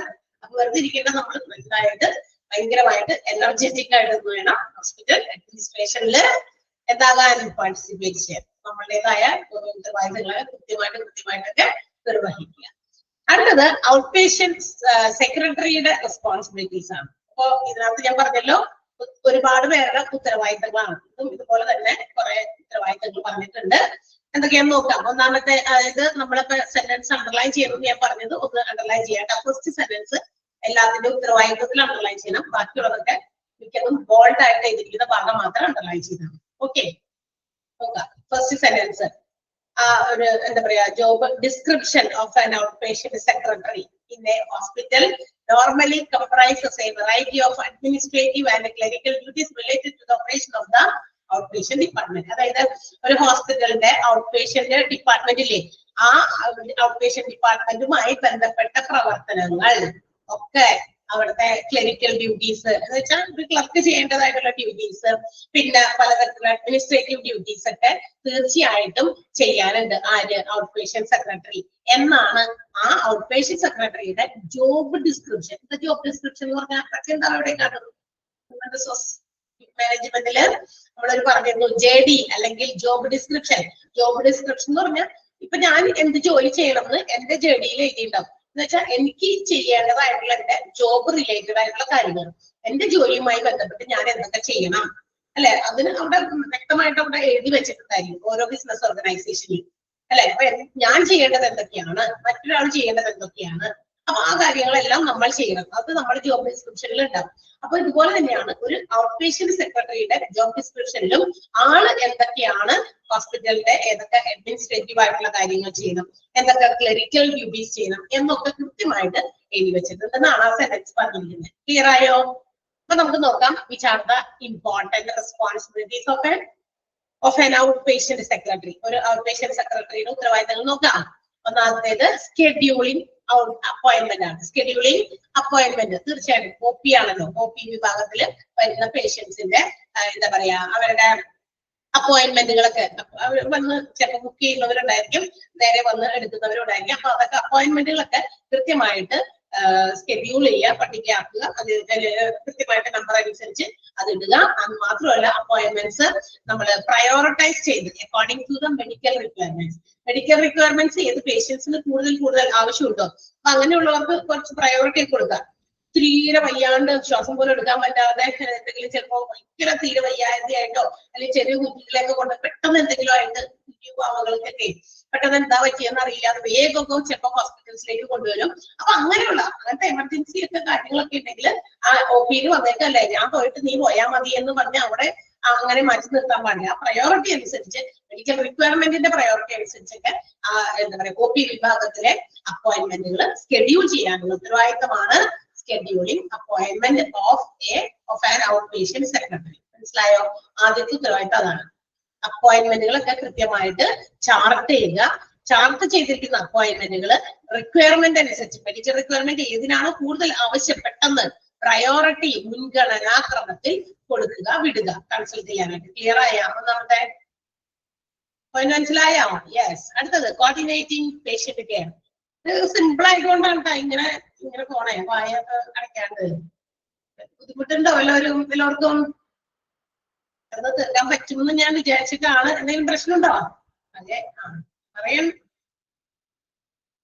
Hello ഇല്ലല്ലോ? Okay, very good.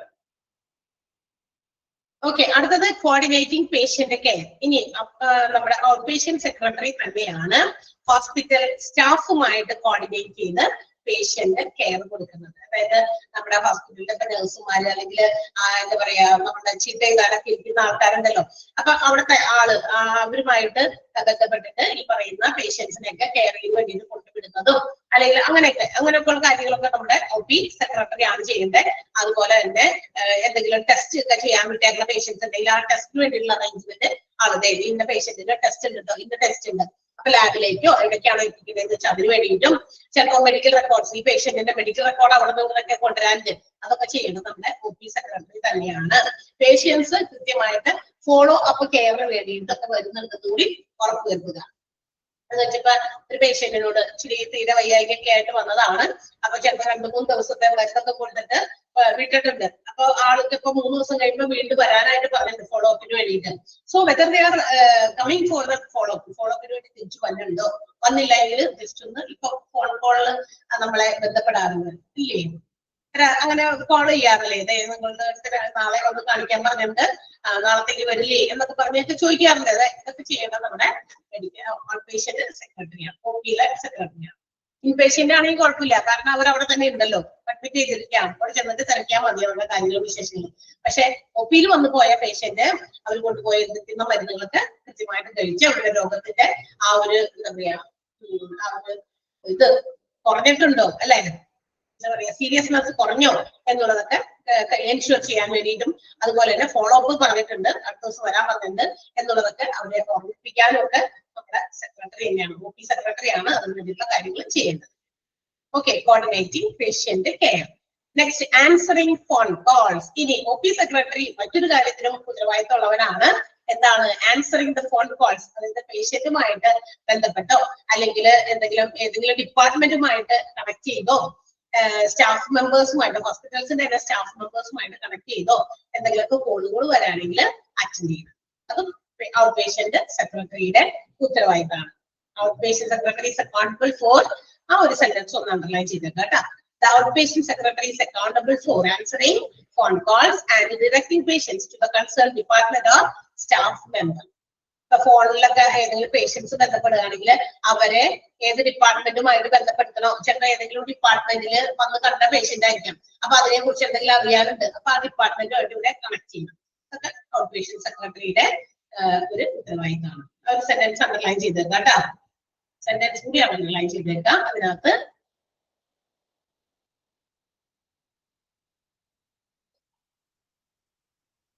ഓക്കെ. അടുത്തത് മാനേജിങ് പേഷ്യന്റ് ഇൻഫോർമേഷൻ.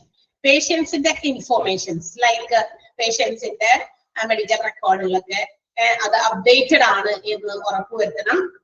എന്താ പറയാ, ഒരു പേഷ്യന്റിന്റെ ഉത്തരവാദിത്തമാണ് അത് കറക്റ്റ് ആയിട്ട്, അക്യുറേറ്റ് ആയിട്ട്, അപ് ടു ഡേറ്റ് ആയിട്ട് ഓരോ പേഷ്യൻസിന്റെയും മെഡിക്കൽ റെക്കോർഡുകളൊക്കെ അപ്ഡേറ്റഡ് ആണോ എന്നൊക്കെ നോക്കണം. അതിനകത്ത് പല എന്താ പറയാ എന്തെങ്കിലും തരത്തിലുള്ള ആളുടെ ഹിസ്റ്ററി, ആളെ കുറിച്ചിട്ടുള്ള ഇൻഫോർമേഷൻസ്, പിന്നെ ഇൻഷുറൻസ് സംബന്ധമായിട്ടുള്ള കാര്യങ്ങൾ, അതൊക്കെ ഇതിനകത്ത് പെടും. അപ്പൊ മെഡിക്കൽ റെക്കോർഡിനകത്ത് ഈ പറയുന്ന കാര്യങ്ങളൊക്കെ ഉൾപ്പെടുത്തിയിട്ടുണ്ടോന്ന് കൂടി അന്വേഷിച്ച് മനസ്സിലാക്കേണ്ടതും അപ്ഡേറ്റ് ചെയ്യേണ്ടതും നമ്മുടെ ഔട്ട് പേഷ്യന്റ് സെക്രട്ടറിയാണ്. Outpatient secretary maintains exact and up to date patient information. Exact ആയിരിക്കണം. വെറുതെ വായിക്കൊണ്ട് എന്തെങ്കിലും എവിടെന്നെങ്കിലും കിട്ടിയ അറിവുകൾ വെച്ചിട്ടല്ല ഇതിന്റെ പേഷ്യൻസിൽ നിന്ന് കളക്ട് ചെയ്ത ഇൻഫോർമേഷൻസ് കൃത്യമായിട്ട് എഴുതിയിട്ടുണ്ടെന്നും അത് അപ്ഡേറ്റഡ് ആണ്. ഇപ്പൊ ഇന്നലെ വന്നു, ഇന്ന് വീണ്ടും വന്നിട്ടുണ്ടെങ്കിൽ അത് അപ്ഡേറ്റ് ചെയ്യണം. അല്ലെങ്കിൽ ഇന്നലത്തെ തന്നെ മാത്രം കാര്യങ്ങൾ വെച്ചിട്ടല്ല ആളെ പിന്നീട് നമ്മൾ വെരിഫൈ ചെയ്യേണ്ടത്, അസസ് ചെയ്യേണ്ടത്. അപ്പൊ അതുകൊണ്ട് അപ്ഡേറ്റഡ് ആയിട്ടുള്ള കാര്യങ്ങൾ അതനുസരിച്ച് റെക്കോർഡ്സിൽ അപ്ഡേറ്റ് ചെയ്യണം. ഇലക്ട്രോണിക് മെഡിക്കൽ റെക്കോർഡ്സിലൊക്കെ നമ്മൾ സിസ്റ്റം വഴി അപ്ഡേറ്റ് ചെയ്യണം എന്നുള്ളതൊക്കെ പറഞ്ഞിട്ടുണ്ട്. ആ അപ്ഡേഷൻസ് ഡെമോഗ്രാഫിക് ഇൻഫർമേഷൻ, അതായത് മൊത്തത്തിലുള്ള ഇൻഫർമേഷൻസ്, മെഡിക്കൽ ഹിസ്റ്ററി, പിന്നെ ഇൻഷുറൻസുമായി ബന്ധപ്പെട്ട കാര്യങ്ങളൊക്കെ ഉണ്ടെങ്കിൽ എല്ലാം റെക്കോർഡ്സിൽ ഉൾപ്പെടുത്തണം. അപ്പൊ managing patient information is also another responsibility of an out patient department. Clear ആയോ? മനസ്സിലായോ? യെസ്. അടുത്തത് പ്രോസസിംഗ് മെഡിക്കൽ റെക്കോർഡ്സ്. ഇനി മെഡിക്കൽ റെക്കോർഡുകൾ പ്രോസസ് ചെയ്യുക എന്ന് വെച്ചാൽ നമ്മൾ അറിയാം, മെഡിക്കൽ റെക്കോർഡ്സ് ഹോസ്പിറ്റൽസിൽ കീപ്പ് ചെയ്തിരിക്കുന്നത് വളരെ കോൺഫിഡൻഷ്യാലിറ്റി റെക്കോർഡ്സ് ആയിട്ടാണ്. എന്ന് വെച്ചാൽ വളരെ എന്താ പറയാ safe and secured, which cannot be delivered. The information cannot be delivered to any other person without the consent of the patient. പേഷ്യന്റിന്റെ സമ്മതമോ മറ്റു കാര്യങ്ങളോ ഒന്നും ഇല്ലാതെ, അല്ലെ, അവരുടെ സിഗ്നേച്ചർ ഇല്ലാതെ ഒരു ഇൻഫോർമേഷൻസും മറ്റുള്ളവർക്കൊന്നും നമ്മൾ കൈമാറാൻ പാടുള്ളതല്ല. കോൺഫിഡൻഷ്യാലിറ്റിക്ക് വളരെ ഇമ്പോർട്ടൻസ് ഉണ്ട്. അതൊക്കെ ഉണ്ടെന്ന് ഉറപ്പുവെക്കണം. ഔട്ട് പേഷ്യന്റ് സെക്രട്ടറി ആണ്, ആളറിയാണ്ട് വേറെ കാര്യങ്ങളൊന്നും നടക്കാൻ പാടില്ല. അപ്പൊ മറ്റുള്ളവർക്ക് അത് റിലീസ് ചെയ്യണമെങ്കിൽ അത് എന്തെങ്കിലും അധികാരപ്പെട്ടവർക്കോ മറ്റുള്ളവർക്കൊക്കെ റിലീസ് ചെയ്യുമ്പോ അങ്ങനെ ഉണ്ടെങ്കിൽ മാത്രം ഔട്ട് പേഷ്യന്റ് സെക്രട്ടറി അത് പ്രൊവൈഡ് ചെയ്യാൻ പാടുള്ളൂ. അല്ലാത്ത സാഹചര്യത്തിലൊക്കെ ഇതെല്ലാം കൃത്യമായിട്ട് കോൺഫിഡൻഷ്യൽ ആയിട്ടുള്ള റെക്കോർഡ്സ് ആണെന്ന് ഉറപ്പുവരുത്തേണ്ടത് ഔട്ട് പേഷ്യന്റ് സെക്രട്ടറിയാണ്. Processing medical records. ക്ലിയർ ആയോ? ഓക്കെ. അടുത്തത് ഹാൻഡ്ലിംഗ് അഡ്മിനിസ്ട്രേറ്റീവ് ടാസ്ക്. അഡ്മിനിസ്ട്രേറ്റീവ് ഭരണപരമായിട്ടുള്ള ചില കാര്യങ്ങൾ, ലൈക്ക് ഓഫീസിലേക്ക് വേണ്ടിയിട്ട് വരുന്ന സാധനങ്ങൾ. ഒരു ഹോസ്പിറ്റലിന്റെ ഓഫീസ് ഉണ്ടാവുമല്ലോ, അവിടേക്ക് ചില സാധന സാമഗ്രികളൊക്കെ ആവശ്യം വരും. പേപ്പർ ആയിരിക്കാം, പെന്നായിരിക്കാം, മറ്റു കാര്യങ്ങളൊക്കെ. അപ്പൊ അങ്ങനെയുള്ള കാര്യങ്ങൾ. പിന്നെ പേപ്പർ വർക്കുകളൊക്കെ ഉണ്ടെങ്കിൽ അത് ഫയൽ ചെയ്യാൻ, മറ്റുള്ള എന്തെങ്കിലും പേപ്പേഴ്സ് ഒക്കെ അങ്ങോട്ടും ഇങ്ങോട്ടൊക്കെ മറ്റു ഡിപ്പാർട്ട്മെന്റുകളിലേക്ക് ഫയൽ സൂക്ഷിക്കേണ്ടതായിട്ട് കൊടുത്തുവിടേണ്ടതൊക്കെ ഉണ്ടെങ്കിൽ അതൊക്കെ നമ്മളുടെ ഈ പുള്ളിക്കാരനാണ് അല്ലെങ്കിൽ പുള്ളിക്കാരിയാണ്, മെഡിക്കൽ ഔട്ട് പേഷ്യന്റ് സെക്രട്ടറി ആണ് ചെയ്യേണ്ടത്. പിന്നെ managing correspondence. Correspondence means communication. അതായത് നമുക്ക് ലെറ്റേഴ്സോ അല്ലെങ്കിൽ മറ്റു കാര്യങ്ങളൊക്കെ അങ്ങോട്ടും ഇങ്ങോട്ടും കമ്മ്യൂണിക്കേഷന് വേണ്ടി എന്തെങ്കിലും ആരെങ്കിലും ഒക്കെ അറിയിക്കാറുണ്ട്. അത്തരം കാര്യങ്ങൾ OP വിഭാഗത്തിൽ നടക്കുന്ന മറ്റു പല കാര്യങ്ങളും അങ്ങോട്ടും ഇങ്ങോട്ടൊക്കെ മറ്റു ഡിപ്പാർട്ട്മെന്റിലോ അല്ലെങ്കിൽ മറ്റ് സ്റ്റാഫിനൊക്കെ അറിയിക്കാനുള്ള കാര്യങ്ങളൊക്കെ ആണെങ്കിൽ ലെറ്റർ ത്രൂ ഒക്കെ ആയിരിക്കാം. അപ്പൊ അങ്ങനെയൊക്കെ ആണെങ്കിൽ അതൊക്കെ ഹാൻഡിൽ ചെയ്യേണ്ടത് ഹോസ്പിറ്റലിന്റെ ഔട്ട് പേഷ്യന്റ് സെക്രട്ടറിയാണ്. ഓക്കെ. ആ ഒരു സെന്റൻസ് ഒന്ന് അണ്ടർലൈൻ ചെയ്തേക്കാം. Out patient secretary is accountable for handling a variety of administrative tasks like ordering office supplies, filing paperwork and managing correspondence.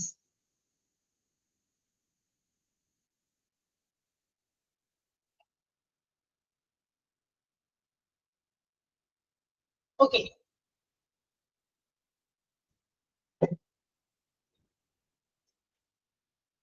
ചെയ്തോ? അണ്ടർലൈൻ ചെയ്തോ?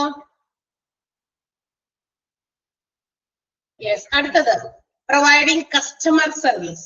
അതായത് ഫസ്റ്റ് നമ്മളുടെ ഔട്ട് പേഷ്യന്റ് സെക്രട്ടറി ആണ് ഒ പിയിൽ വരുന്ന പേഷ്യൻസില് ആദ്യമായിട്ട് പേഷ്യൻസിനെ കോണ്ടാക്ട് ചെയ്യുന്നത്. ഒ പിയിൽ വരുന്ന ഔട്ട് പേഷ്യന്റ് സെക്രട്ടറി അടുത്താണ് ആദ്യമായിട്ട് പേഷ്യൻസ് വരുന്നത് കൊണ്ടെങ്കിൽ നമ്മുടെ കസ്റ്റമേഴ്സിന് ഏറ്റവും നല്ല രീതിയിലുള്ള സേവനങ്ങൾ കൊടുക്കാനായിട്ട് ഔട്ട് പേഷ്യന്റ് സെക്രട്ടറി എന്താ പറയാ ഉത്തരവാദിത്തമുണ്ട്.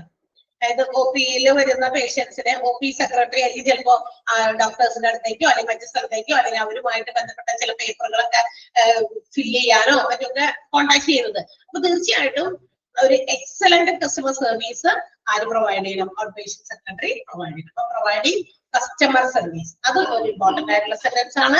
അതുകൊണ്ട് ആ ഒരു സെന്റൻസ് അണ്ടർലൈൻ ചെയ്യേണ്ട. Out patient secretary is the first point of contact for patients, so providing excellent customer service is a crucial part of the job. അതായത് ഏറ്റവും വലിയ ജോലിയിലെ ഏറ്റവും വലിയ ഇമ്പോർട്ടന്റ് ആയിട്ടുള്ള കാര്യം എന്ന് പറയുന്നത് നല്ല രീതിയിലുള്ള കസ്റ്റമർ സർവീസ് പ്രൊവൈഡ് ചെയ്യുക എന്നുള്ളതാണ്.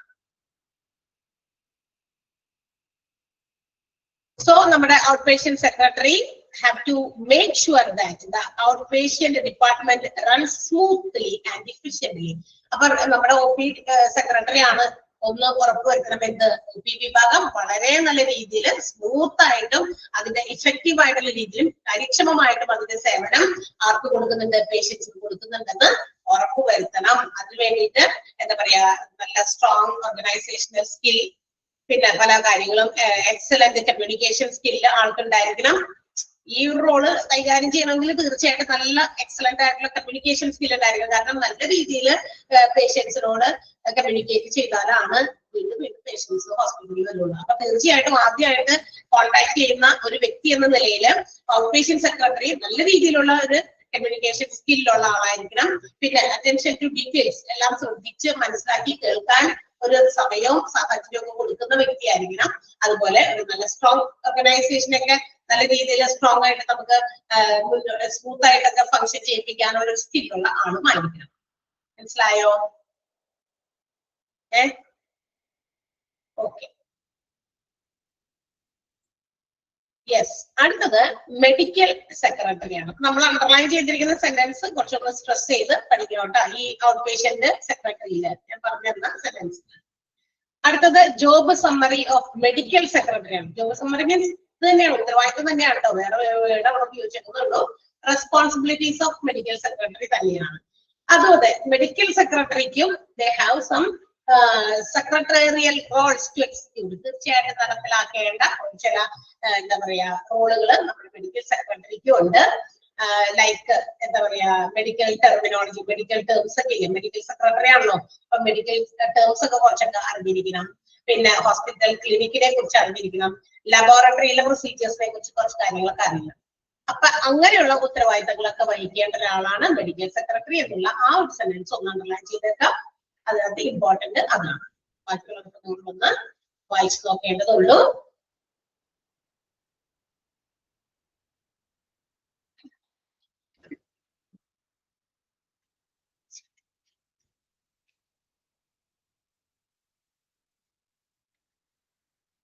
ഓക്കെ, പറഞ്ഞോട്ടെ. അപ്പൊ എന്തൊക്കെയാണ് റെസ്പോൺസിബിലിറ്റീസ് ഓഫ് മെഡിക്കൽ സെക്രട്ടറി നമുക്ക് നോക്കാം. ഒന്നാമത്തേത് റെപ്രസെന്റ്. ഇതിനകത്ത് പോയിന്റുകൾ ഒന്ന് മനസ്സിലാക്കി വെച്ചിരുന്നാൽ മതി, പഠിക്കണ്ട. പോയിന്റ് ഇങ്ങനെ എന്താ പറയാ മെയിൻ ഹെഡിങ് പോലെ ഇല്ല, ജസ്റ്റ് അവരുടെ റെസ്പോൺസിബിലിറ്റീസ് ഇങ്ങനെ ഓരോ ബുള്ളറ്റ് ഇട്ട് കൊടുത്തേക്കാണ്. Represent physicians by screening, helps with scheduling, receiving and announcing scheduled patients and visitors. അതായത് വരുന്ന പേഷ്യൻസിനെയും വിസിറ്റേഴ്സിനെയൊക്കെ കൃത്യമായിട്ട് റിസീവ് ചെയ്യാനും അവരെയൊക്കെ അങ്ങനെ കൃത്യമായിട്ട് സ്കെഡ്യൂൾ ചെയ്യാൻ, വരുന്ന പേഷ്യൻസിനൊക്കെ അറേഞ്ച് ചെയ്യാനും, അതുപോലെ തന്നെ എന്താ പറയാ ഫിസിഷ്യൻസിന് വേണ്ടിയിട്ട് അവരെ ഹെൽപ്പ് ചെയ്യാനും, ഫിസിഷ്യൻസ് ഡോക്ടേഴ്സ് ഒക്കെ നോക്കുന്നതിന് മുമ്പ് അതൊക്കെ കൃത്യമായിട്ട് ഇപ്പൊ ചിലപ്പോൾ തെറ്റൊക്കെ വരാൻ ചെയ്തനുസരിച്ചിട്ടും ഒക്കെ ആളുകളെ കൺസൾട്ടിങ്ങിലൊക്കെ വിടുന്ന സമയത്തൊക്കെ ചിലപ്പോ ഓർഡർ തെറ്റാം, അല്ലെങ്കിൽ മറ്റേതെങ്കിലും തരത്തില് ടെസ്റ്റുകളൊക്കെ നടത്തി അതിന്റെ റിപ്പോർട്ടൊക്കെ കൊണ്ടുപോകുമ്പോ ഒക്കെ അങ്ങനെയൊക്കെ മിസ്സാവാതിരിക്കാൻ അല്ലെങ്കിൽ യാതൊരു കൺഫ്യൂഷൻസ് ഒക്കെ ഒഴിവാക്കാൻ വേണ്ടിയിട്ടൊക്കെയുള്ള സ്കെഡ്യൂളിംഗ് കൃത്യമായി ചെയ്യുക എന്നുള്ളതാണ് എന്ത് ചെയ്യുന്നത് മെഡിക്കൽ സെക്രട്ടറി ചെയ്യുന്ന കാര്യം. അവരുടെ റെസ്പോൺസിബിലിറ്റി ആണ്. പിന്നെ ഫിസിഷ്യൻസിനെ അവരവരുടെ എല്ലാ ഡെയിലി വർക്കിലും ഹെൽപ്പ് ചെയ്യാം, അസിസ്റ്റ് ചെയ്യാം, സഹായിക്കാം. ഫിസിഷ്യൻസ് ചെയ്യുന്ന ജോലിയിൽ അവരെ ഇടയ്ക്ക് ഹെൽപ്പ് ചെയ്യാം. പിന്നെ collect patient information and keep a patients record. പേഷ്യൻസിൽ നിന്ന് പല തരത്തിലുള്ള എന്താ പറയാ ഇൻഫർമേഷൻസ് കളക്ട് ചെയ്യാം, അതൊക്കെ കീപ്പ് ചെയ്യാം.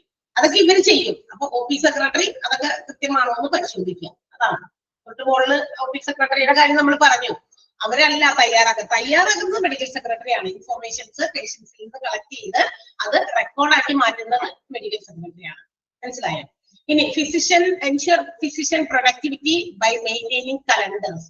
അതായത് ഫിസിഷ്യൻസിന്റെ ആ ഒരു കാര്യങ്ങളൊക്കെ അവർ ചെയ്യുന്ന കാര്യങ്ങളൊക്കെ ഒരു കലണ്ടർ രൂപത്തില് ഉണ്ടാക്കി വെക്കുക എന്ന് വെച്ചിട്ടുണ്ടെങ്കിൽ ഓരോ ഫിസിഷ്യൻസ് ഏതൊക്കെ സമയത്താണ് ഇരിക്കുന്നത്, അവര് കൺസൾട്ട് ചെയ്യുന്ന എത്ര പേഷ്യൻസ്, അതൊക്കെ കൃത്യമായിട്ടൊരു കലണ്ടർ പോലെ എന്ന് പറഞ്ഞാൽ അവരുടെ ഡെയിലി റുട്ടീൻസ് ഒക്കെ ഏത് രീതിയിലാണെന്നുള്ളതൊക്കെ തയ്യാറാക്കി വെക്കുക. ഡെയിലി റുട്ടീൻ എന്ന് പറയുമ്പോൾ ഈ ഹോസ്പിറ്റൽസിനകത്താണ്, അല്ലാണ്ട് അവർ ചെയ്യുന്ന എല്ലാ കാര്യവും എഴുതി വെക്കണ്ട. ഏതൊക്കെ സമയത്ത് കൺസൾട്ട് ചെയ്യാനിരിക്കുന്നു, ഏത് സമയത്ത് റൗണ്ടിന് പോകുന്നു, അതൊക്കെ കൃത്യമായിട്ട് ചാർട്ട് ചെയ്ത് കലണ്ടർ ചെയ്യുന്നത് മെഡിക്കൽ സെക്രട്ടറിയാണ്. Procedures informed by interpreting, dictation, preparing medical reports and creating summaries. Medical റിപ്പോർട്ടുകള് അതുപോലെ തന്നെ പല കാര്യങ്ങളും അവരോട് ഇൻഫോം ചെയ്തിരിക്കുന്ന കാര്യങ്ങളൊക്കെ കൃത്യമായിട്ട് ഡിക്റ്റേറ്റ് ചെയ്തെടുക്കുക. ചിലപ്പോൾ ഫിസിഷ്യൻസിനെ അസിസ്റ്റ് ചെയ്യുന്ന സമയത്ത് ഫിസിഷ്യൻസ് എന്തെങ്കിലുമൊക്കെ പറയും, അപ്പൊ അതൊക്കെ കൃത്യമായിട്ട് നോട്ട് ചെയ്ത് വെച്ചിട്ട് അത് വെച്ചിട്ട് മെഡിക്കൽ റിപ്പോർട്ടുകൾ തയ്യാറാക്കാനോ അല്ലെങ്കിൽ മറ്റെന്തെങ്കിലും സമ്മറീസ് ഉണ്ടാക്കാനോ ഒക്കെ പറയുകയാണെങ്കിൽ അത് കൃത്യമായിട്ട് ചെയ്യുക. Okay. Provides historical reference by progressing and utilizing filing and retrieval system. അതായത് പല റിപ്പോർട്ടുകളും മറ്റു കാര്യങ്ങളൊക്കെ ഫയൽ ചെയ്യുന്നുണ്ട്. അത് വച്ചിരിക്കുന്ന ഫയലുകളൊക്കെ ഏതൊക്കെ സമയത്ത് അത് റിട്രീവ് ചെയ്യണം. റിട്രീവ് ചെയ്യാന്ന് പറഞ്ഞാൽ എപ്പോ വേണം എന്ന് വെച്ചാൽ അപ്പൊ തിരിച്ചെടുക്കണം. അപ്പൊ അത് കൃത്യമായിട്ട് മെയിൻറ്റെയിൻ ചെയ്താലേ എപ്പോ നമുക്ക് ആവശ്യമുണ്ടെങ്കിലും എടുത്ത് ഉപയോഗിക്കാൻ പറ്റുള്ളൂ. അപ്പൊ അങ്ങനെയുള്ള റെഫറൻസുകളൊക്കെ കൃത്യമായിട്ട് ഫയൽ ചെയ്യുകയും കൃത്യമായിട്ട് അത് എടുത്ത് കൊടുക്കുകയും വേണം. ഫിസിഷ്യൻസ് പറയണത് ഇതിനകത്ത് ഫയൽ ചെയ്തോ. So when they ask it later, പിന്നീട് അവരത് ചോദിക്കുമ്പോൾ അത് കൃത്യമായിട്ട് ആ ഒരു റിട്രീവൽ സിസ്റ്റവും കൂടി കറക്റ്റ് ആണ്. അയ്യോ അതൊന്നും ഞാൻ അവിടെ വെച്ചു, അല്ലെങ്കിൽ ഞാൻ ഇന്ന് ഫയൽ ചെയ്തു പക്ഷെ പിന്നെ അത് എനിക്കറിയില്ല എന്നുള്ള ഒരു ഇതൊന്നും പറയാൻ പാടില്ല. ഇവര് ഫിസിഷ്യൻസിനെ ഹെൽപ്പ് ചെയ്യുന്നവരായതുകൊണ്ട് അത്തരം കാര്യങ്ങളൊക്കെ ഇതാണ് ശ്രദ്ധിക്കേണ്ടത്. ക്ലിയർ ആയോ? മനസ്സിലായോ? 6 പോയിന്റ് ആണ് നമ്മളിപ്പോ പറഞ്ഞേക്കുന്നത്. നമ്മുടെ മെഡിക്കൽ സെക്രട്ടറിയുടെ റെസ്പോൺസിബിലിറ്റീസിൽ 6 പോയിന്റ് വരെയാണ്. അവിടെ മാർക്ക് ചെയ്ത് വെച്ചു. അവിടെ വരെ നല്ല മനസ്സിരുത്തി നന്നായിട്ടൊന്ന് വായിച്ചിട്ട് നമുക്ക് അടുത്ത ദിവസം. ഓക്കെ, നല്ല വായിച്ചു നോക്കണേ. വായിച്ചു നോക്കാനുള്ളതേ ഉള്ളൂ. ഇത് കൃത്യമായിട്ട് വലിയ കാര്യമായിട്ട് പഠിക്കാനുള്ള ഭാഗങ്ങളില്ല, വായിക്കാനാണ് കൂടുതലുള്ളത്. മനസ്സിലാക്കേണ്ടത് പോയിന്റുകളുടെ എന്താ പറയാ ബോൾഡായിട്ട് ഇരിക്കുന്ന ഭാഗം മാത്രമേ നമുക്ക് കാണാതെ പഠിക്കേണ്ടതുള്ളൂ. ഓക്കെ അല്ലേ? ഓക്കെ പറ, ഞാൻ പോട്ടെ. Okay bye, thank you. അടുത്ത ദിവസം കാണാം.